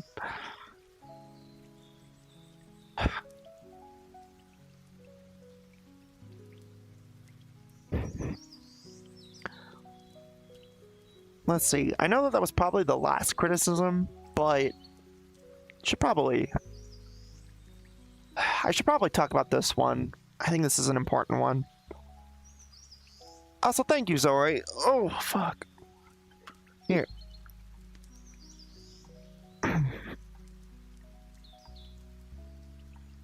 Oh, Neku, thank you for the follow, honey. Welcome home. Mwah. Okay. I think I should talk about this. I wouldn't say this is a criticism of me. This is more like, an afterthought when it comes to people and how people handle folks and when they are broken, right? One thing that people did notice a lot about me is that I would basically go emotionally raw and just dump my grief when people wanted me to talk. People expected me to not do that. People expected others to not do that. Let me ask you something. When someone is hurt and in pain, and you tell them to talk to you,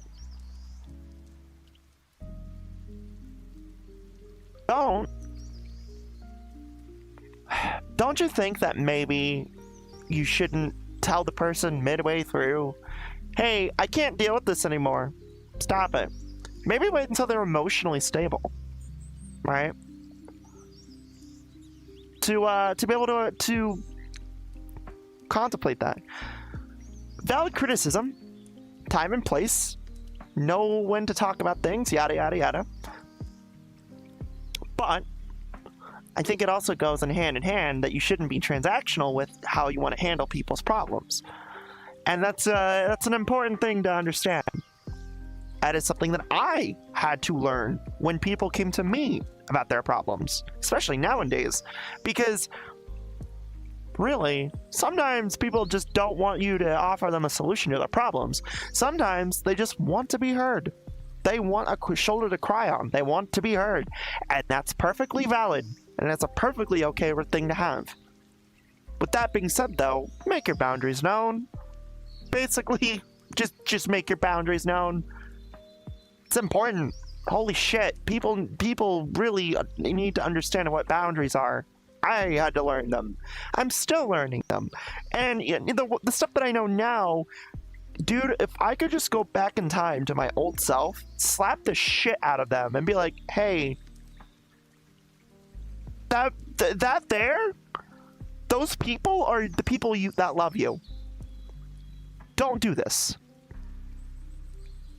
Do this instead.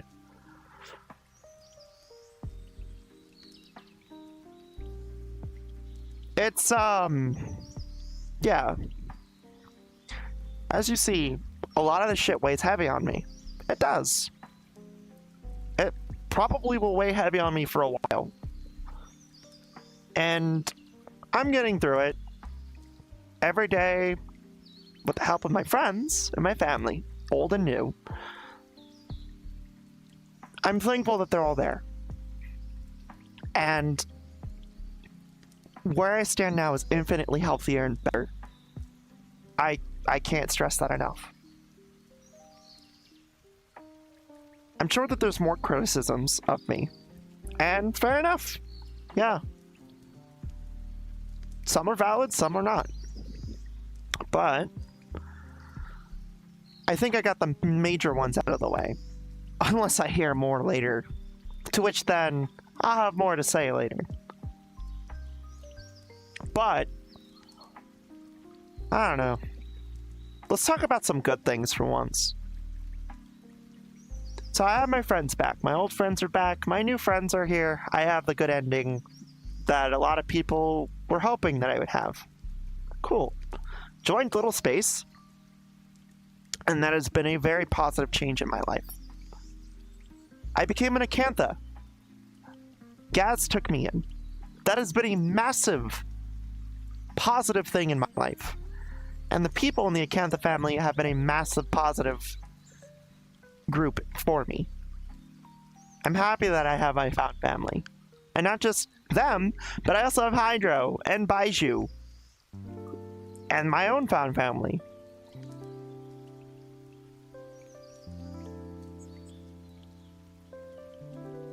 It's, but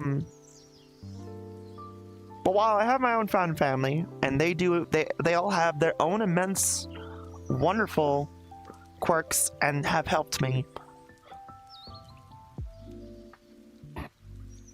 it is kind of wild to think that, the person that I consider closest to being my actual mother would be Gaz. That woman is a one-to-one me in the future. It's like looking in a fucking mirror and being like, or not even a mirror. It's just looking in out of a TARDIS and saying, holy shit. That's me. That right there is me in the future. You know, Gaz has said it a lot. I'm very much like her. Now. Right? People often get confused that I'm like her. They think I'm her sometimes. But it goes to show that, like, how much of an impact she actually has on me. And I'm very thankful for that. I'm very thankful that she came in when she did. She picked me up when everybody else left. And the ones that tried to pick me up couldn't. She helped me. She gave me a lot of tough love, and it paid off. Her tough love did so much for me. And in the end, well, I'm one of her kids. And I will never, ever, ever fucking take that for granted. She's a good woman. She's an amazing woman. She's a sweetheart. And everybody in that family is just precious. They're precious. Say what you will. But I will always take pride in being an acantha. And, you know, it means a lot to me. That woman has definitely changed my life for the better. Let's see, what else happened that's a positive since we got through all the fun stuff this year? Fuck. Oh, yeah. Job changes and moves. Yeah, how could I forget about that? That was pretty impactful too. Yeah, the whole trans targeting thing with my job with the DOE, that was something, huh? POV, you travel 1 year to the past, grab yourself by the shoulders, do not fuck shit up before slapping them with the knowledge of what happened. Can I be real with you? I probably wouldn't do that. I say that if I wish I could time travel back, but I'm kind of glad I didn't. I'm glad I don't have that ability. Because if I did, I would never be able to learn what I learned now. So, hey. Things happen for the reason, and that's kind of a good thing.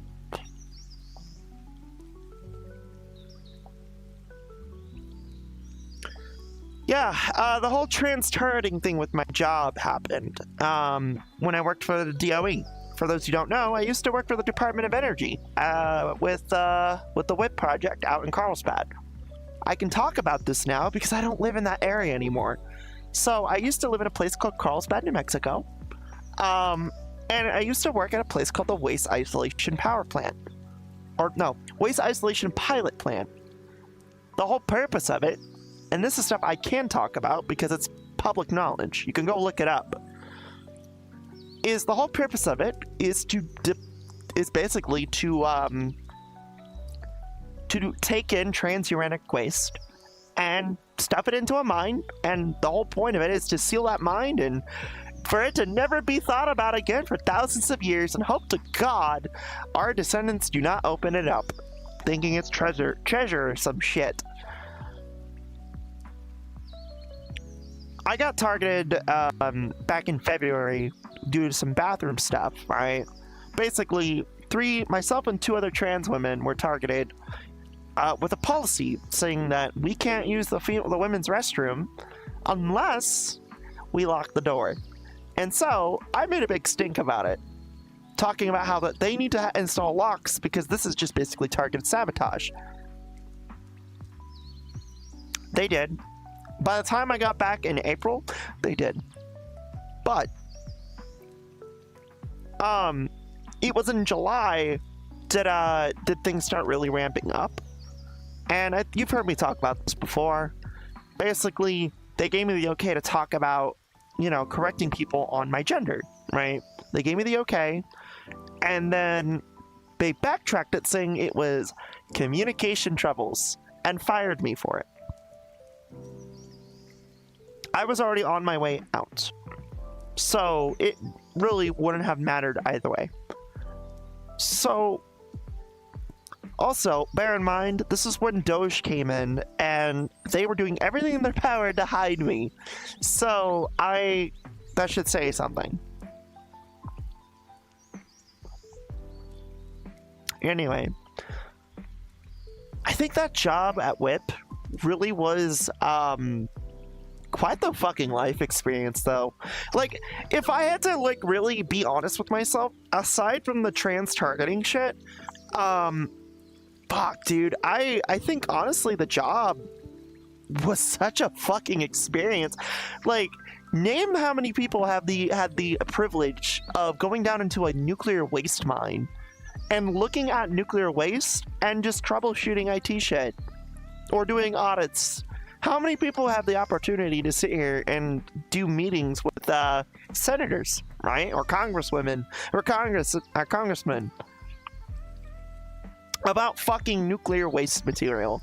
How many people have the privilege of fucking having a salt rock from said waste mine cleared and good to go to be taken home and have it in my possession?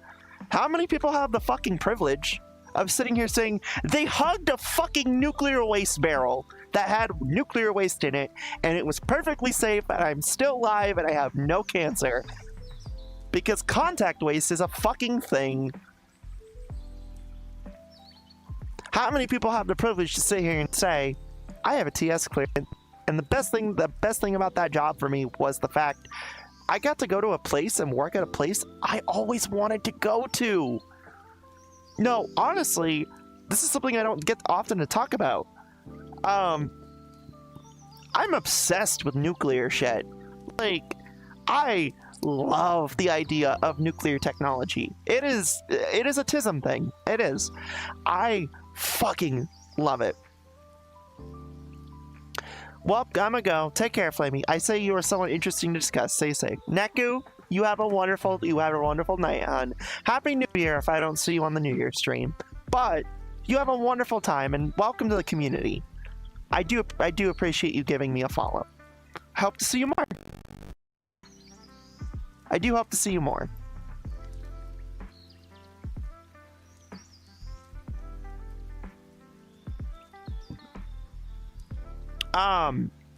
But yeah, no, I have a huge, like, interest in nuclear, right? I really do. And when I was in middle school, I always wanted to go to that place. Like, I was always fascinated by it, because I was like, oh, I live in Roswell. That's like 70 miles away from where I live.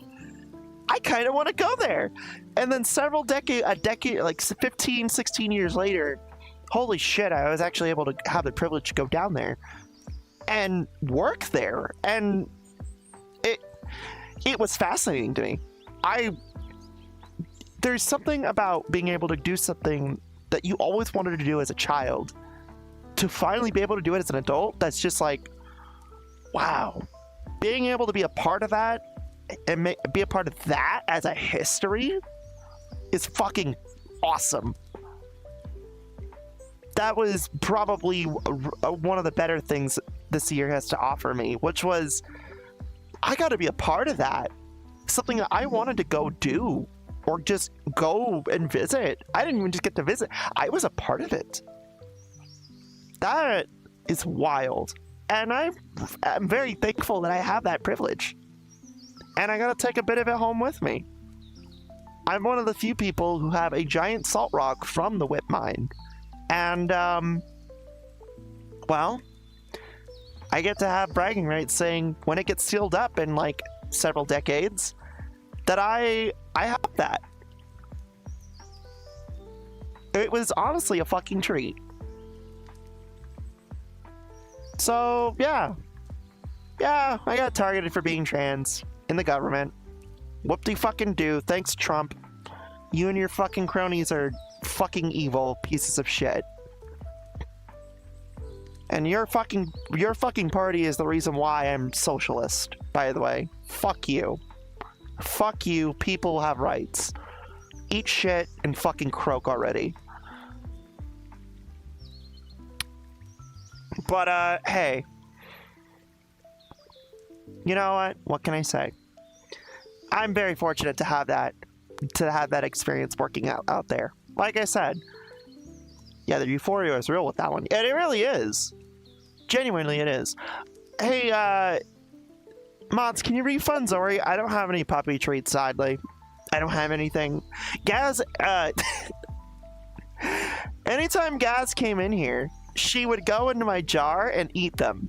And then feed me them as she was eating them. So I don't have any more puppy treats until Wednesday.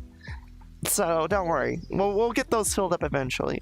You know, I mean, there's cookies, but I'm lazy. I don't want to go grab a cookie right now. You got the U.NA rock. Uranium salt rock. Yeah, I did. I did have it. I have it still. It's actually in my room. It's in the corner over here. Next to my Homeland Security bear. When I used to work for Homeland Security as well. Yeah. But that was something that actually was kind of a highlight of my year. Again, when I had the privilege of walking past those gates, and the first thing I saw was, hey, clearance personnel only, and it's that beautiful yellow and purple magenta radioactive sign, and I had the privilege of walking past that to go into an elevator down to the salt mine. Dude, if there was a moment that I could time travel back and talk about to my younger self, that would be it. Hey kid, guess what you get to go do? You see that thing that you're obsessed about? You get to go down there. Fucking wild. Such a mother thing to do, grabbing a bite of your mother's treats. Well, she'd go out of her way to fucking feed them to me too. That's how good of a mom Gaz is. Not only does she take my treats, she shares them with me too. Love that woman.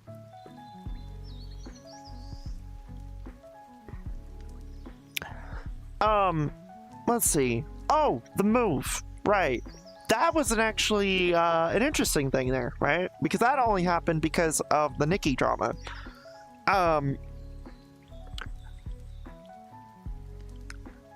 gonna tell you right now, convincing Gaz to do this move was a necessary thing, because in today's economy, she would have not been able to afford this place, or cost of living. Cost of living crisis is a real thing, and it's fucking terrible for everybody involved. Like, it is not escaping anybody. So I'm kind of thankful that Gaz really thought about it and said, you know what? You're not my old roommate. You're my daughter, and I'm glad that she listened to me. So, admittedly, I won't lie. The move probably wouldn't have happened if it wasn't for the drama that with Nikki. But I'm glad it did, because not only was it a positive thing for her, it was a very positive thing for me. I needed to get out of New Mexico, because being in the heat like that all the time, being isolated like that all the time, living on my own like that all the fucking time was terrible for my mental health. And, oh wait, I can grab that? Wait, I can grab that? Wait, oh, I got coffee, let's go. I got coffee. Yeah, I got coffee. Oh, fuck. Yeah, I got coffee, let's go. Anyway, yeah, it was a needed mental reset for me. And it was a very positive thing for her, but it was also a very extremely positive for me as well. And it continues to be a very positive thing for both of us. Gaz has her flow back, and I have my mental reset that I've been needing for years now. Again, I think I said it a lot when I first visited her. Her and Nikki. I miss the green. Holy shit, yeah, I did miss the green. Also, I saw a follow. Brayden ASDF, thank you for the follow, honey. Welcome home. Mwah.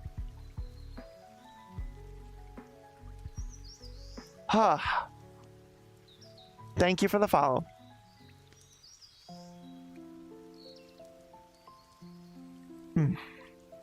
But, yeah, like, moving out here was a very much a needed change. I feel a lot better clarity mental-wise. I have more things to do. I mean, yes, it's a pedestrian island, but holy shit, it's so much better than Carlsbad. At least I can go do things and drive things at a reasonable distance, or go take care of my medical needs at a reasonable distance. And I'm not alone. That's the big thing.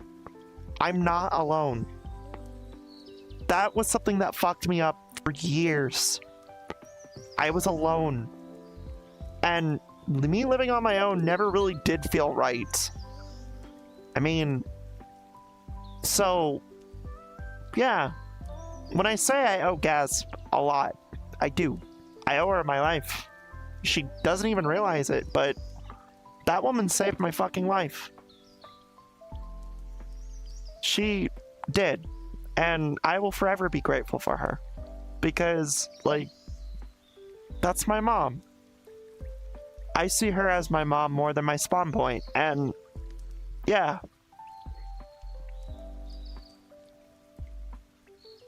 She doesn't even realize it, but she saved my life in more ways than one. She gave me a second chance.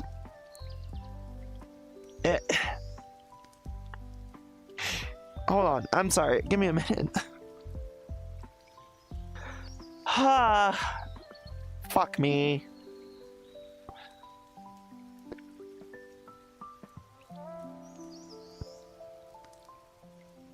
You just really needed that in being around family physically. Yes. Yeah. Again, if it wasn't for her... I'm gonna give her a hug later. After the stream. Because that woman has done a lot more for me than she realizes. And fuck, I feel like I do need to give her a hug. Because just simply saying the fact that she did technically save my life... Well, for a little bit of context, I wouldn't be sitting here if it wasn't for her. I mean that. When I say her and say that, I mean that. It's not a big secret. I struggle mentally with depression. It is very bad. It can be to the point of a detriment to my health. And when I say a detriment, I mean life-threatening. Because I have a history, and with suicide. And the difference between me and other people who say they have a history is I don't like talking about it, because it was a catalyst for what a lot of things happened last year. If you don't know, last year in October I tried to take my life. And, well...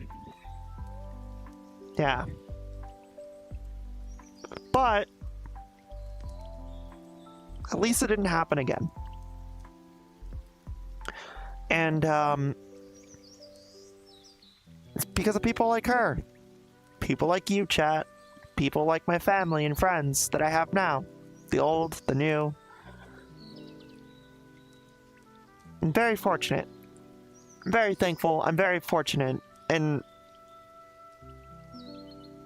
people are a little more aware, thankfully, about my depression episodes. The difference is now is that I'm open about it. I'm still not comfortable talking about the darker aspects of it because, well, say it if you've heard it with me, the internet has a history of using that as a means to gain attention, and I don't like talking about it at all. Robert, I know that meme. I know that little funky little shit. Hello, Walu. Welcome. Robert. But it's why I do my best to talk about what it is I suffer with, right? Yeah. I suffer with a lot of physical ailments, but I also suffer with mental ailments as well. And I make that abundantly clear, right? I'm not gonna sit here and say I'm completely healthy and normal. No, I'm not. I'm far from that. And that's okay.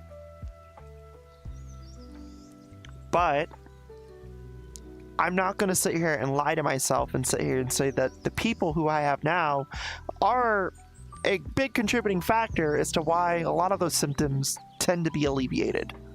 And yeah. It's like I've said. Gaz and Conley don't even realize how much they truly mean to me. They saved my life. More ways than once. So, you know, hey, take that with what you will. But I think honestly, the move was a needed, necessary evil. I won't lie. It was stressful. It was hectic, and I'm still not fully done with the move.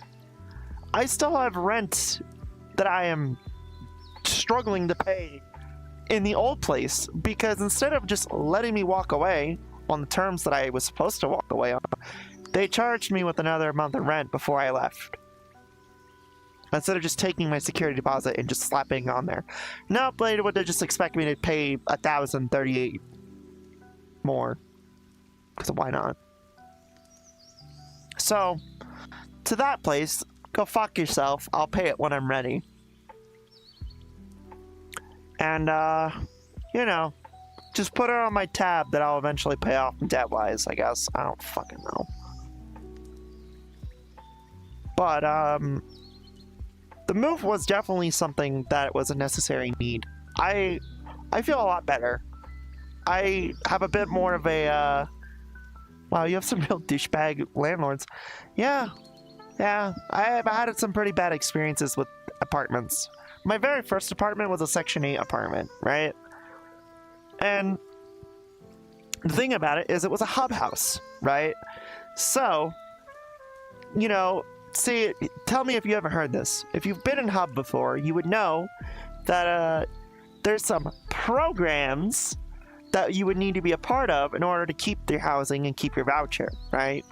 I was a part of one of those, and one of those things is keeping a job, and I'm pretty good at keeping jobs. I just am very well, I'm very impatient with skills. Right? I want to learn things and do things, but I want to do them on my time. Anyway, that's not why I had problems with that place. The reason why I had problems with that place was because I wasn't being heard. I had valid complaints about my neighbors and stuff, never was heard. They didn't have to really do anything about it because they were a government subsidized housing place. So, when I got my actual real first apartment, I was lied to. about my what my apartment was like. They pointed at what at the time was a radiator, and I didn't know what the fuck a radiator was. They pointed at a radiator and said that that was an AC unit, and that there were no outstanding issues with the apartment. I didn't know anything about apartments at the time, so I signed the lease. Not even a month in, I was overheating because I thought that that was an AC unit. It was 120 degrees outside, which made it 140 degrees in my apartment. I was fucking roasting. And so, I screamed at my landlords, saying, hey, you lied to me. I will take you to court and terminate this lease. So they tacked a fucking, a unit into the window, and not even a weekend, it fell. Because the guy who installed it fucked it up and failed to install it properly. And they didn't even put one in my room. He just put one in the living room. So it fell. And then finally, they went back and did their real job and sawed it into the fucking wall in the living room. Again, not adding one into the bedroom. And decided, hey, you know what? Good enough. It's there now. Shut up. And then not even a week later, I come to find out from my neighbor downstairs, there was a roach infestation and a black mold infestation that he was dealing with, that they lied to him about, and that he told me, hey, don't be surprised if you find some up in your place now too, because the last tenants had them too. I thought he was joking. No, he wasn't joking. And that was actually like G1 and G2 era of me living in that apartment. I was dealing with heating issues, cooling issues, mold, and fucking roaches. The second apartment that I had, which was during G3 and G4 era, and a little bit of G5, was the trailer that I lived in. And honestly, I didn't really have any real complaints about the place. The place was really nice. The people were really nice.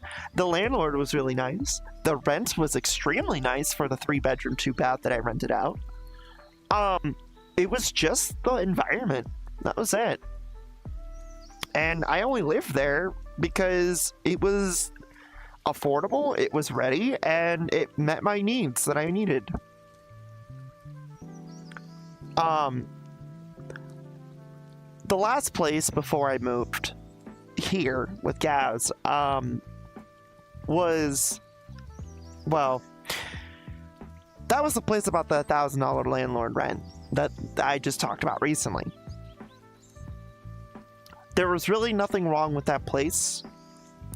Property management was very productive, on time. People were very pleasant. Literally, I had no problems with it. It was a really nice place, gated community, everything. It was really nice. Rent was a little unrealistic, but you know, it was the after part. I don't know what it is with tenants and, or I'm sorry, not tenants, landlords, and really being pissed off when a good tenant leaves. I don't understand this. I really don't, because this has happened more than once, right? Where I'm ready to leave, I give them everything that they need to know that I'm leaving, and then they get upset that I'm a good tenant and that I'm leaving, and so they be petty and then charge me with shit that I don't even need to be charged with. So, like it happened with this place. The last place prior to that place tried to threaten to take me to court over rent that I had paid already. Yes, they tried to sit here and say that I owed them money that I already paid them, and threatened to take me to court because I left on the terms that I left with. I do not know what it is with landlords being petty as fuck with good tenants, but you probably should stop doing that. If they're a good tenant and they want to leave, just let them leave. It's, oof, yeah. And now we're here.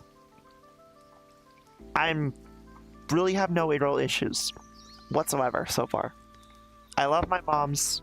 I love the environment that I'm in. It's a great change of pace, and I have no real complaints. None. Zilch. Zero. It's honestly wonderful.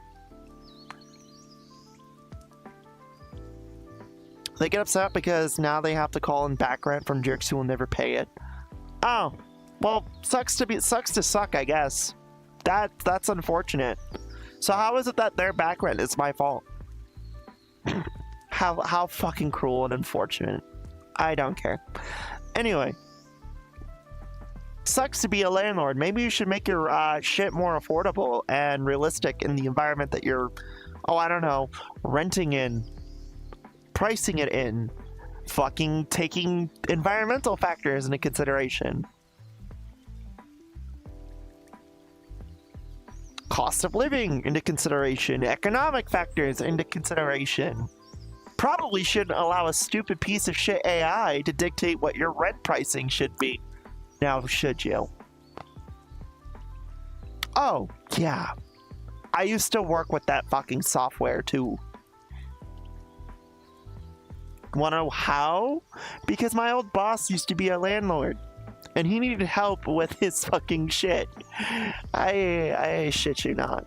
No, like honestly, when I was a cop, my lieutenant was a landlord, and he was using that exact same software that was used for AI pricing with the market. And he actually wanted me to work with it a little bit. So I did. And I found out how really fucking sinister that shit is. It is, oof.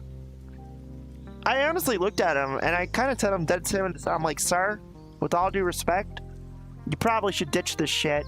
You're gonna get in a lot of trouble. So, naturally, did he do it? I don't know. But, yeah, who cares? But yeah. The other thing, about this year, a lot has happened this year. It's funny. It's like as if there's so much shit that's been concentrated down to this year. It's kind of funny.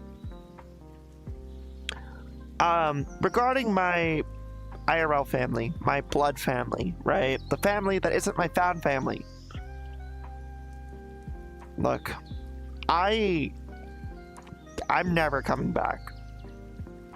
I won't. I have been abandoned and outcasted from them completely. And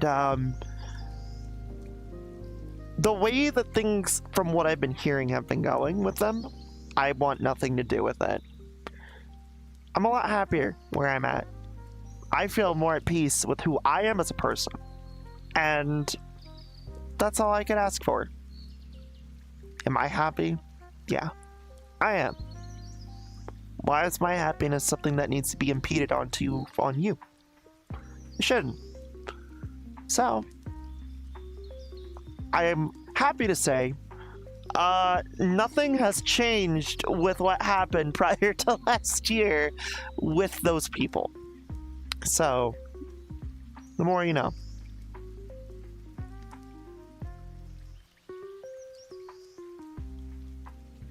The moral of the story for 2025.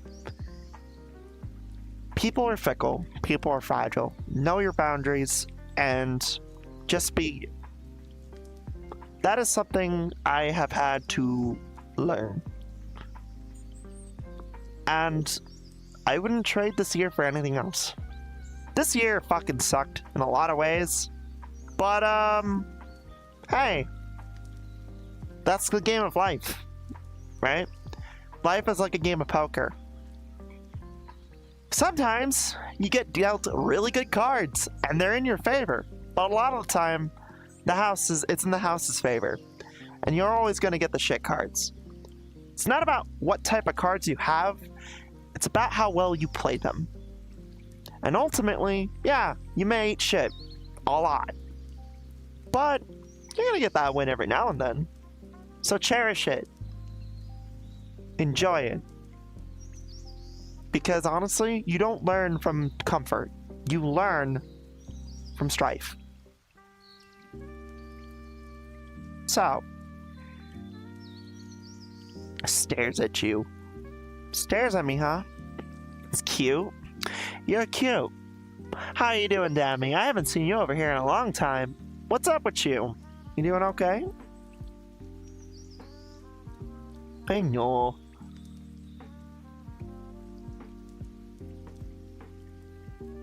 Boop.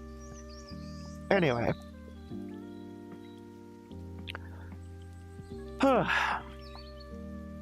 Fuck. So, I guess looking back at this year, yeah, a lot's happened. Both relationships, friends, family, career, streams, content creation. Some things have popped up in my history that kind of surprised that it popped up at of all times this time. You know, a lot of good things and a lot of bad things happened. And you know what? For what it's worth, the good outweighed the bad. And, you know, it could be... It goes without saying that I'm thankful. I genuinely am. You know, a lot of what I have to say about this year and everything, it sounds like a lot of it was bad, stressful. And to the eye of someone from a distance, yeah, it could seem like that would break someone like me. It did. Oh, it did. But it's not about how broken you can be, it's about how well you can be put yourself back together and try again. And, thankfully I didn't do it alone.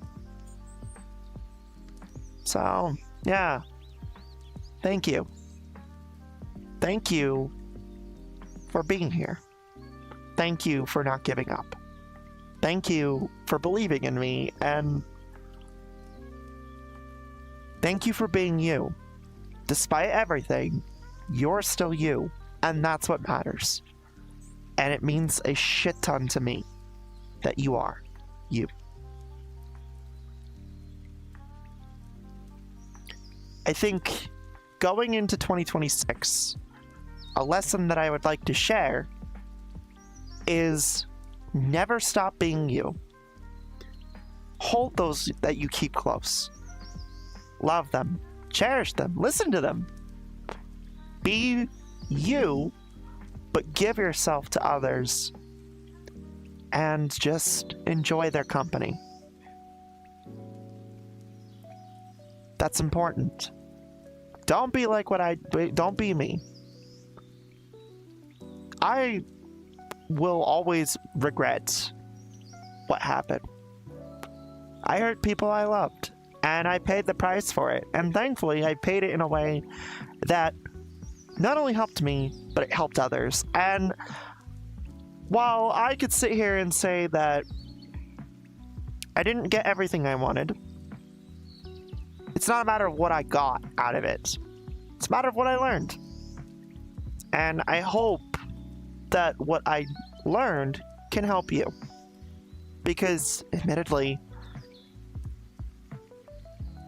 I could be the stuck-up fucking, you know, picks their nose and digs in their ass a little bit type streamer who, you know, is full in their head. But, it's not my flow. It's not my vibe. Besides, if it was, well, I wouldn't be as well liked as I am. So, thank you. Thank you for making this year worth it. I get that maybe to the eye of the beholder, pretty stressful year. Fuck yeah, it was. Holy shit. I broke down so many times and put myself together so many times this year, it kind of hurt. But thank you. Thank you for sticking with me through it all. And to those who were at a distance, thank you for not giving up. It truly means the world to me. I cannot stress it. And yeah, I know I've said it enough, but I'm sorry. I'm sorry for the pain that I caused last year. I will never ever stop saying sorry, because you know what? Regret's a funny thing, right? I wear the scars with pride. I wear them with pride on my model, on most of my variants, but with the pride that I have with accomplishing what I've learned with them, there is a lot of regret too. And, well, all I gotta say is, every day I hit the funny live button, you all make it easy to sit through. You all make it much more easier for me to grow with it.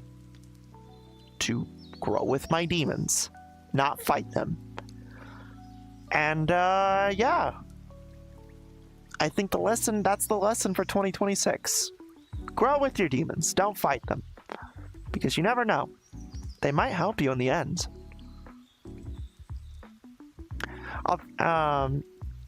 If I'll say one thing, laugh, hard run fast, be kind. There's always a star that will be bright for you, and you too can be as bright as one for your future.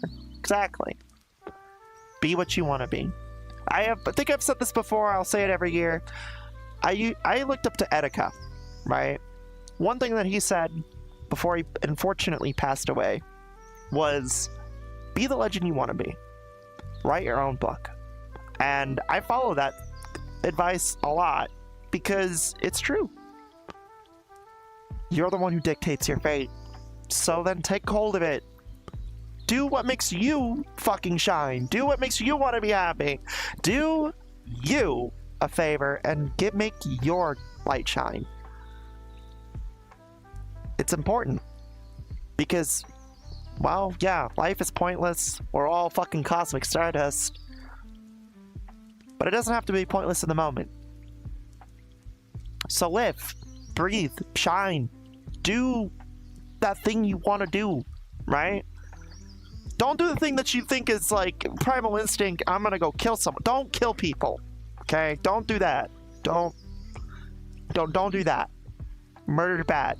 I don't do that. But enjoy life. There's so much to live for. And yeah, the world is scary right now, and I get that, and it's going to be scary no matter what. We live in a tumultuous time. But I think that's a good argument as to why you should live your life to the fullest.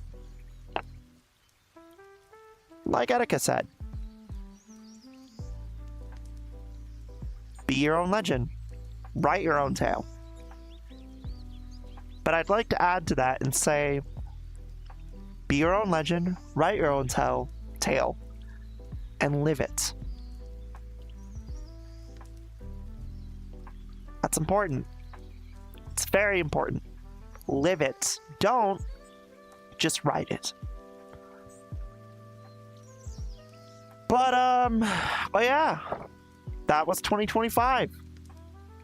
Pain, regret, lots of good experiences, and many, many more to follow. I think 2026, for me, is going to be an interesting year. Because it's, for once in my life, it's a year that is like a actual, genuine clean slate. I have a full-blown opportunity and a door open to me to basically walk through and just go with the flow with whatever. And I'm excited. Genuinely. I'm actually really fucking fired up for this. Because, like, this is the first time in a long time where I've actually genuinely been looking forward to a new year. I know last year when I talked about 2025, I was like, oh yeah, it's gonna be my year. And, well, in a way it kind of was, right? It was, just not in the way that I was expecting. And, yeah. I think that's pretty cool. I think that that's honestly something that I'm very thankful for. To sit here, to take a step back and realize that, yeah, you know what? That is something that I'm excited for. 2025 was a year of pain and rebuilding and growing and redemption. 2026 is just a clean slate. It's a test. It's a ground for me to use what I've learned this year and apply it moving forward. And I'm just excited. I'm excited for what the future holds.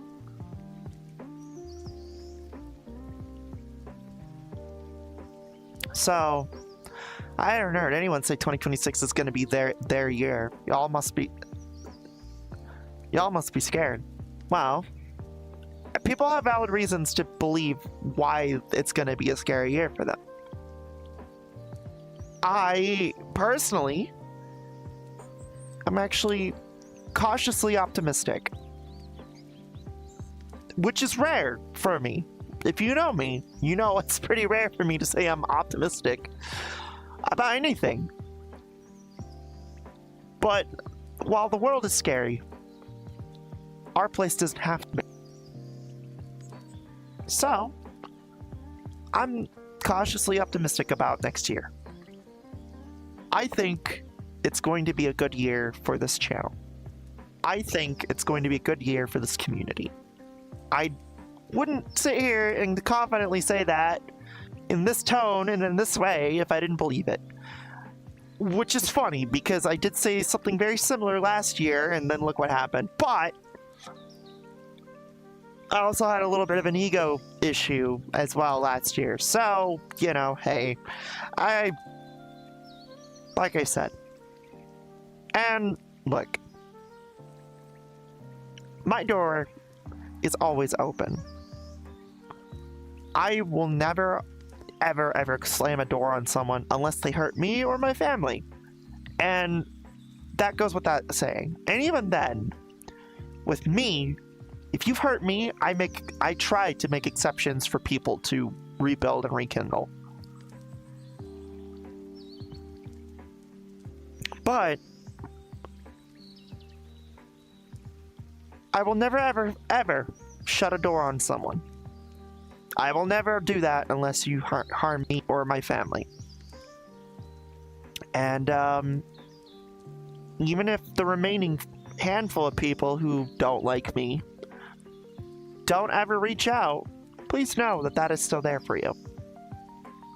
I get it. You might have some issues with me. But know that it's water under the bridge. I have no issues with you.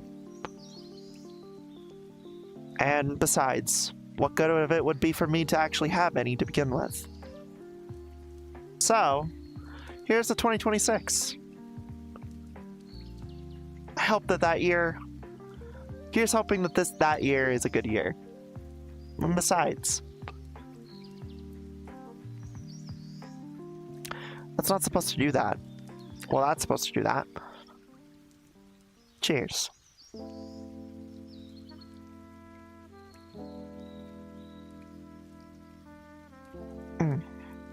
So, now that I have that out of the way, what's in store for 2026? You might be asking. Well,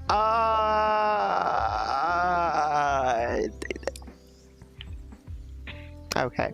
Jokes aside, I do have plans. So, let me divulge you in a little bit of that shit. Basically, the big thing is next week is the anniversary stream, the 24-hour stream. that is something that I have been planning for quite some time.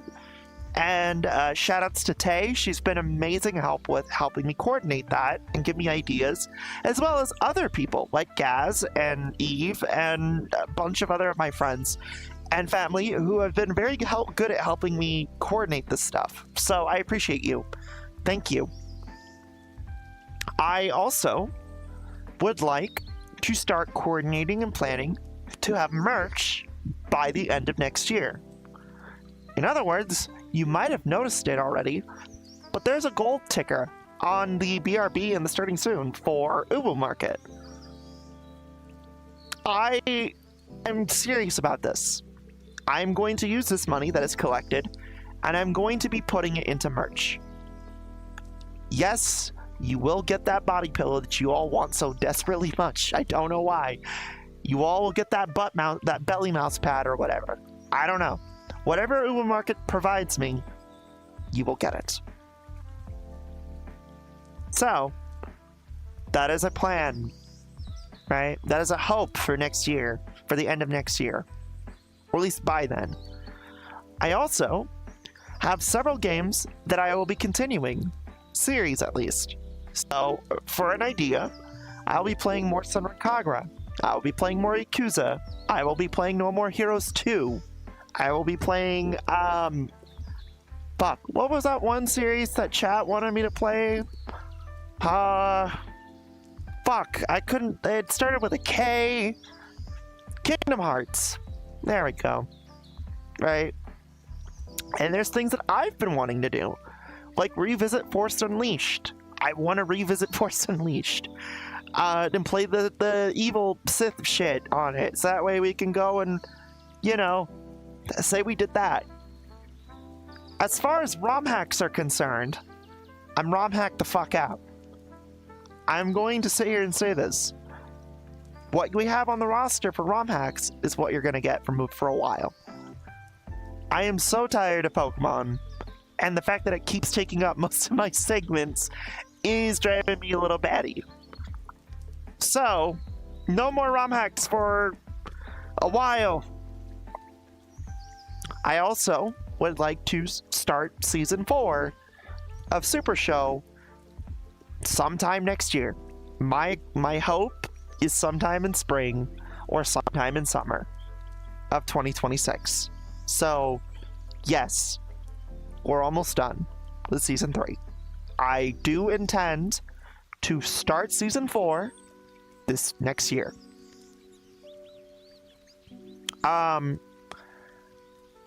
I also have a ton of variants. Some new variants starting off next year. You know, you guys have already seen a handful of them. The Cantha variant and the Lopunny for next year. If you haven't seen it already, I have also decided to do a variant cleanup.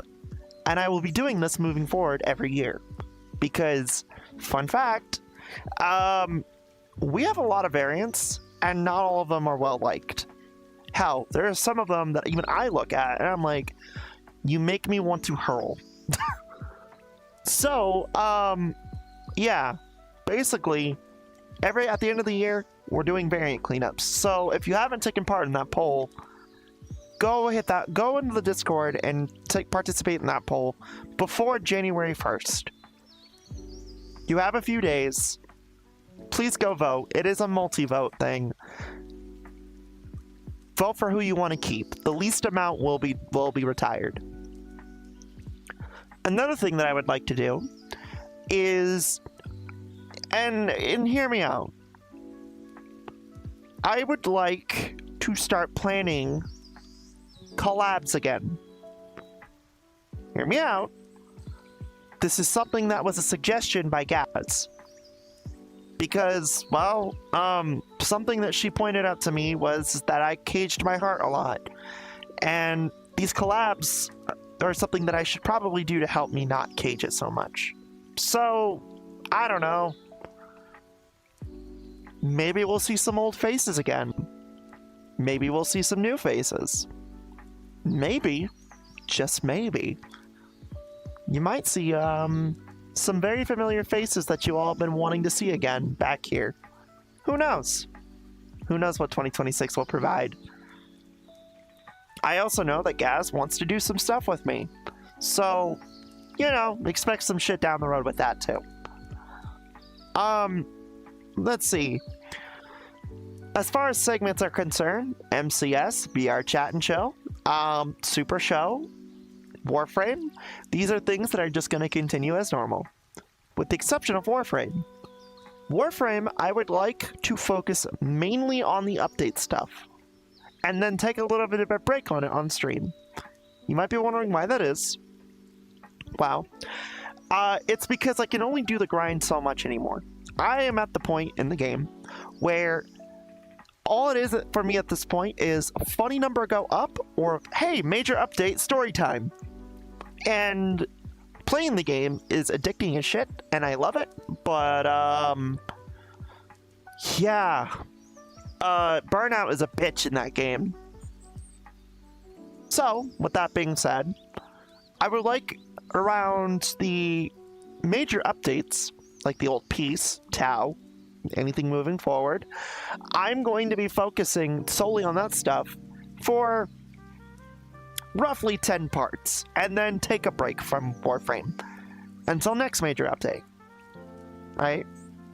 Or unless I feel like playing it more. One other thing that I would like to focus on, as far as content, is my backlog. You guys keep suggesting me games, you keep buying me games, I have games that I want to play, and I would like to tackle those. So I've made it a rule for myself that I don't have to beat every game that I play. Regardless of what the internet says, I don't have to finish every game I play. And I am perfectly fine with that. If I enjoy a game, I'm going to enjoy a game. If I don't enjoy a game, I don't have to explain myself. I just simply will stop playing a game. And if it pops up again, it pops up again. And who knows? I might have another inkling to play that said game, and it will return for a little bit. But that is the true essence of variety, right? Variety streaming. I get to do what I want, and I'm not committed to anything. It's beautiful. I bought DDLC when it came out, haven't touched it since. I have, and it's one of my favorite games of all time, because it does cover some heavy topics that's very hits home close to me. I've also played a fat fetish version of the game, which I think about Fat Yuri on a daily basis, I ain't gonna lie. Also, welcome Lorenzo DeBoss.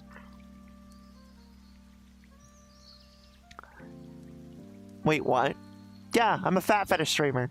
Hi, I'm a lewd streamer. I'm not so innocent and vanilla as you would assume I am. But anyway. But yes. This is to at least I've heard worse. Yeah, there you go. Yeah, please, the worst you're gonna see is some fat stuff and me burping in the fucking stream. Give me 1 second. Let me adjust my hair.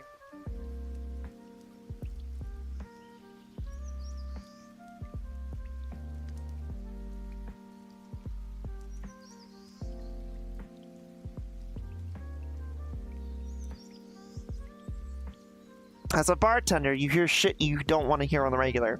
I used to be a barista. I understand. I know different experiences for different folks, but yeah, I used to be a barista. I've heard some shit. Don't worry, I get it. I used to be a cop as well. I've experienced a lot. But yeah, basically, the reason why I'm doing it this way is so that way I can say that I at least did those things, right? And I also don't have to commit to things, right? Content-wise, I know that's probably gonna upset a few people because, well, oh, but Flamie didn't play my game that I bought for her, or I wanted her to play, and why? Why does she not finish the game? Well, I mean, there could be a lot of factors. I mean, one, I get bored. 2, I get frustrated with said game and I just don't care for it. 3, I just don't care for it. Or 4, it gets forgotten. It happens a lot. So yeah. As far as Sage Saturdays is concerned, which I know some of you have been wondering where that is, I'll be continuing it after the anniversary. Literally, the only thing that's preventing me from continuing Sage Saturdays is the event stuff with the anniversary and stuff. That's it. That's all that's holding me up right now. So, after the anniversary, smooth sailing with the continuation of Sage Saturdays. Community-wise, community events. There is a poll on the server that you can go participate right now if you are in the Discord server. I need to know what days you guys would like for the community events to be, because, well, I have a schedule change and it does impact that. So, it would be nice to know, moving forward with the start of 2026, what is it that you would like to see on what day, right?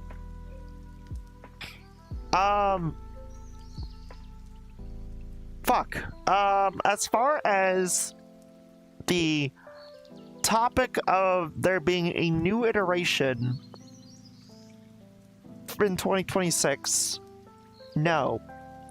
I will not have any plans for G7. I know that there usually is like a yearly or year or two cycle that seems to be a very familiar pattern to a lot of you, because it happened with G4, G3, and then it happened with G4, and then G5. G5 was kind of, you know, more of a, I need to get rid of this because it's no longer me. I'm going to tell you now, this is not happening with G6. G6 is here for the long run. So, I have no plans for G7. What I will say, though, is if I do, I will let you all know. But there have been talks between me and my mom about if I were to hypothetically do that in the very distant future, what would that look like? And well, I'm kind of thinking about it, because I wonder if I should go with Live 2D, if I should go with 3D, if I should go with the GIF approach like Lythero. Gaz thinks I should go with the Lythero approach. I kind of like the Lythero approach. But I also have a few people telling me Live 2D is the best way to go with this stuff. So, I don't know. Sup, Bottom? Hi, Melody. How are you? The only job I'm trying to get here is foot jobs. Listen, $20. I'll do it. I'm kidding. I won't actually do it. Don't give me $20 for that. Because I'm exhausted. I don't know why I'm hiding that time for me. Ah! Got it. Well, go to bed. Anyway.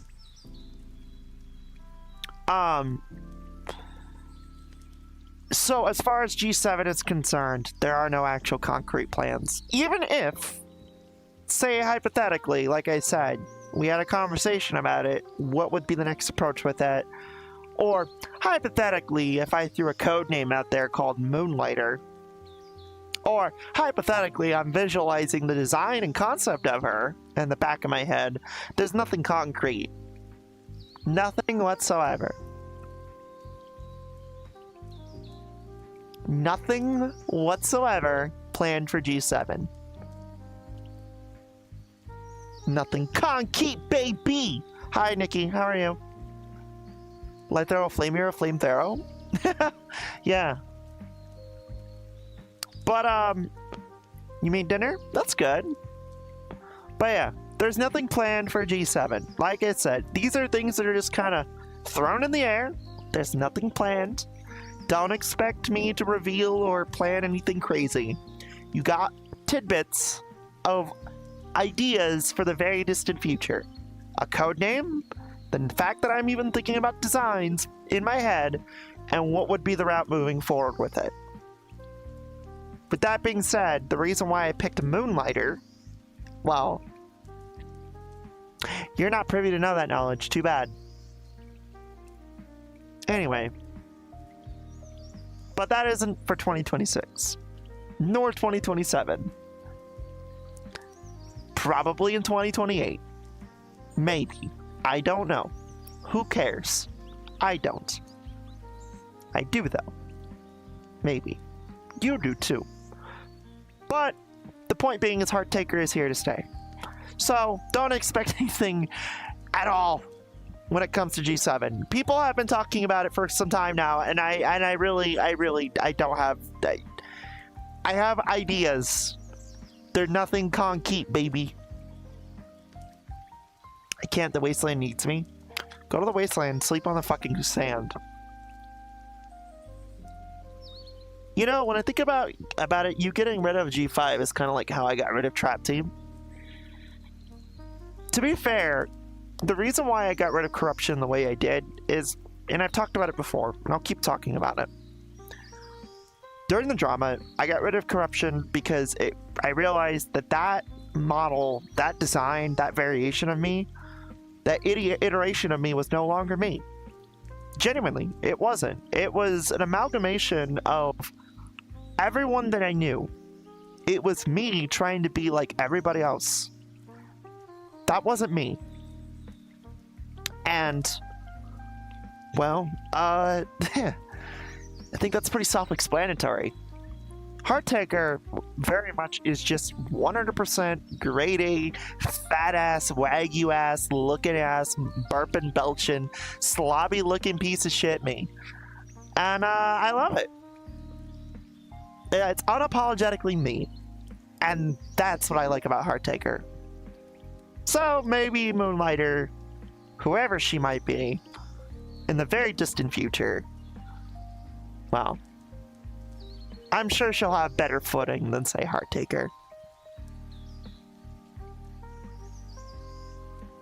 But, yeah, because it doesn't fit me anymore and I wanted a real last name. I mean, hey, there's a reason why instead of people call me Flumes or Flamie or Bastard as my name, some people just call me August. You know, some people call me August. Which is my actual name, by the way. That's not a joke. Like, it's not an OC name. My actual real name is August. So, I just tell people, I don't care what people call me. You can call me bitch for all I care. My mother calls me a bitch every now and then. But she means it because I'm a dog to her. Well, I'm a dog, period. But you know. Bottom line, though, is I have a lot planned for 2026. I might have some more stuff planned down the road. Like I said, I think the main thing that I want to focus on next year is just understanding and accepting that this next year is a clean slate for me. And it's a very needed clean slate. And it had to have been this way. And, you know, I'm thankful that I closed the book, but I never burned it.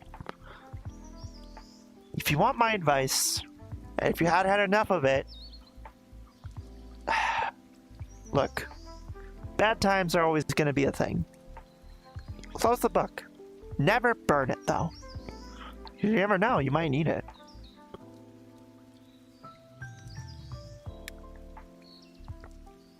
Or flame like me. Yeah. With that being said, you all made my 2025 very special. And, well,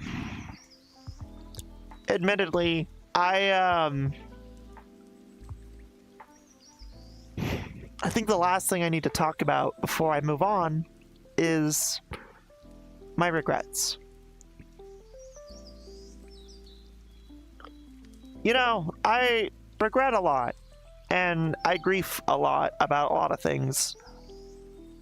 And I think the biggest regret that I have is, well, yeah, how I treated my friends and my family last year.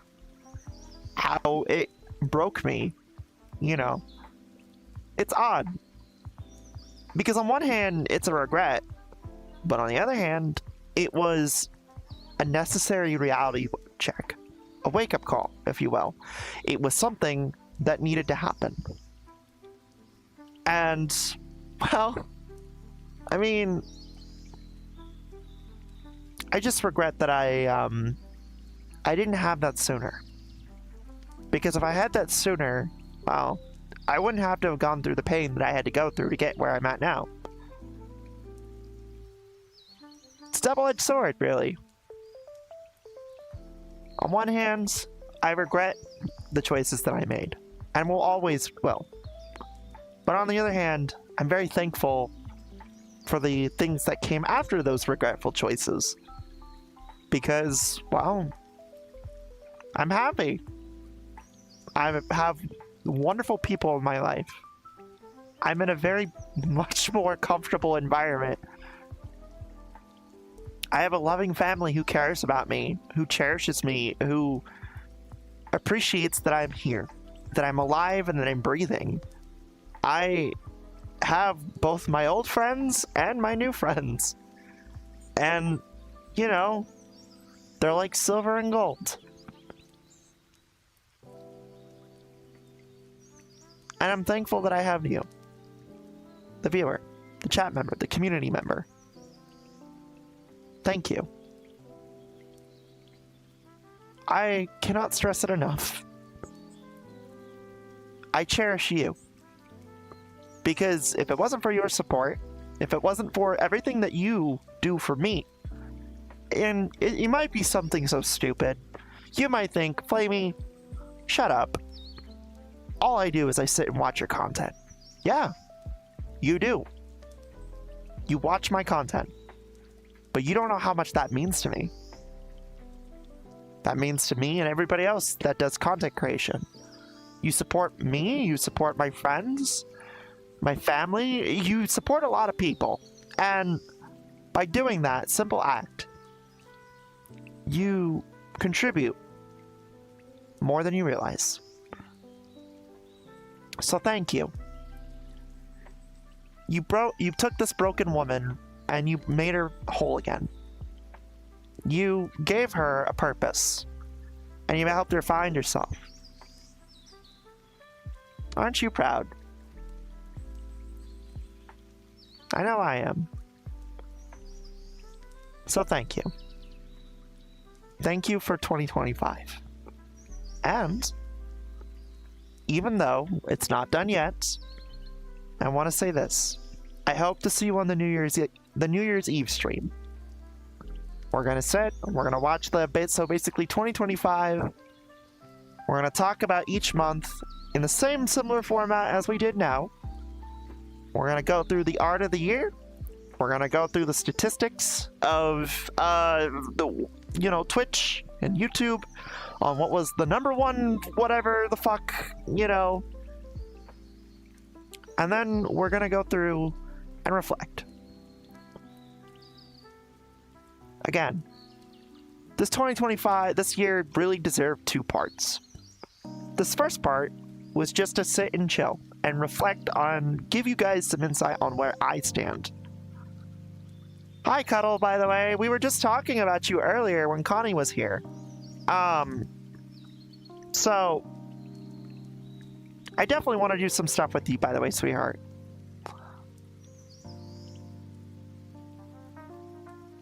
With that being said, after that, next week is the anniversary stream. 24 hours of non-stop content that I am very happy to give you. And I do hope you enjoy. So, with that being said, Leaf, I don't have any puppy treats, I'm sorry. Mods, can you refund them, please? I was framed, whatever it is. Yeah, you were framed for being awesome and lovely and a sweetheart. and I want to collab with you eventually. Connie and I were talking about you earlier before I had to discuss something else. So, I do hope to see you there on the anniversary stream. But yeah. Thank you for being special. Thank you for being memorable. Thank you for being a part of my life. I do appreciate you very much. And yeah. Please, for my sake and yours, be easy on yourself next year. You don't deserve to be hard on yourself. That's not just me saying it to you, chat. That's me reminding myself I don't deserve to be fucking hurting myself anymore. So, that being said, I hope you all have a wonderful new year. I hope you all have your goals and your wants and needs accomplished. And I hope you stay strong. Because, you know what? Yeah. The world is scary. But we don't have to make it here. Anyway. Let me find you someone I can read you all out to. Give me one moment.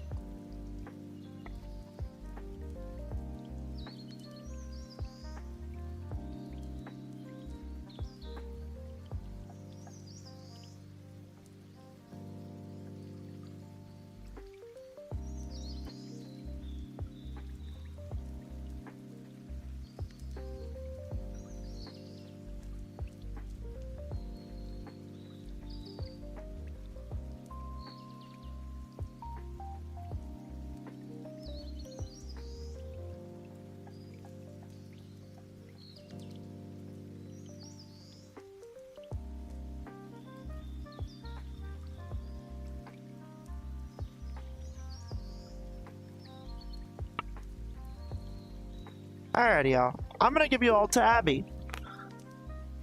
So, I am streaming tomorrow. I believe it is MCS that I am doing. But I also will be doing that's the world wrap up for the end of the year, by the way, for those who are wondering. But I will also be doing the I'll be doing some Fallout 3. And then, like I said, Wednesday there is no community night. So if you're expecting a community night, there won't be one. There will not be a community night Wednesday. But if you're not interested or privy into being here for the stream Wednesday, Gaz is doing a community thing. So you should definitely go stop by and say hello to her there. So I always recommend it. Her events are a treat. Just like you. Anyway. Alright. You all have a wonderful day. Thank you all for making this 2025 very special. And go say hi to Abby for me, okay? Ta-ta!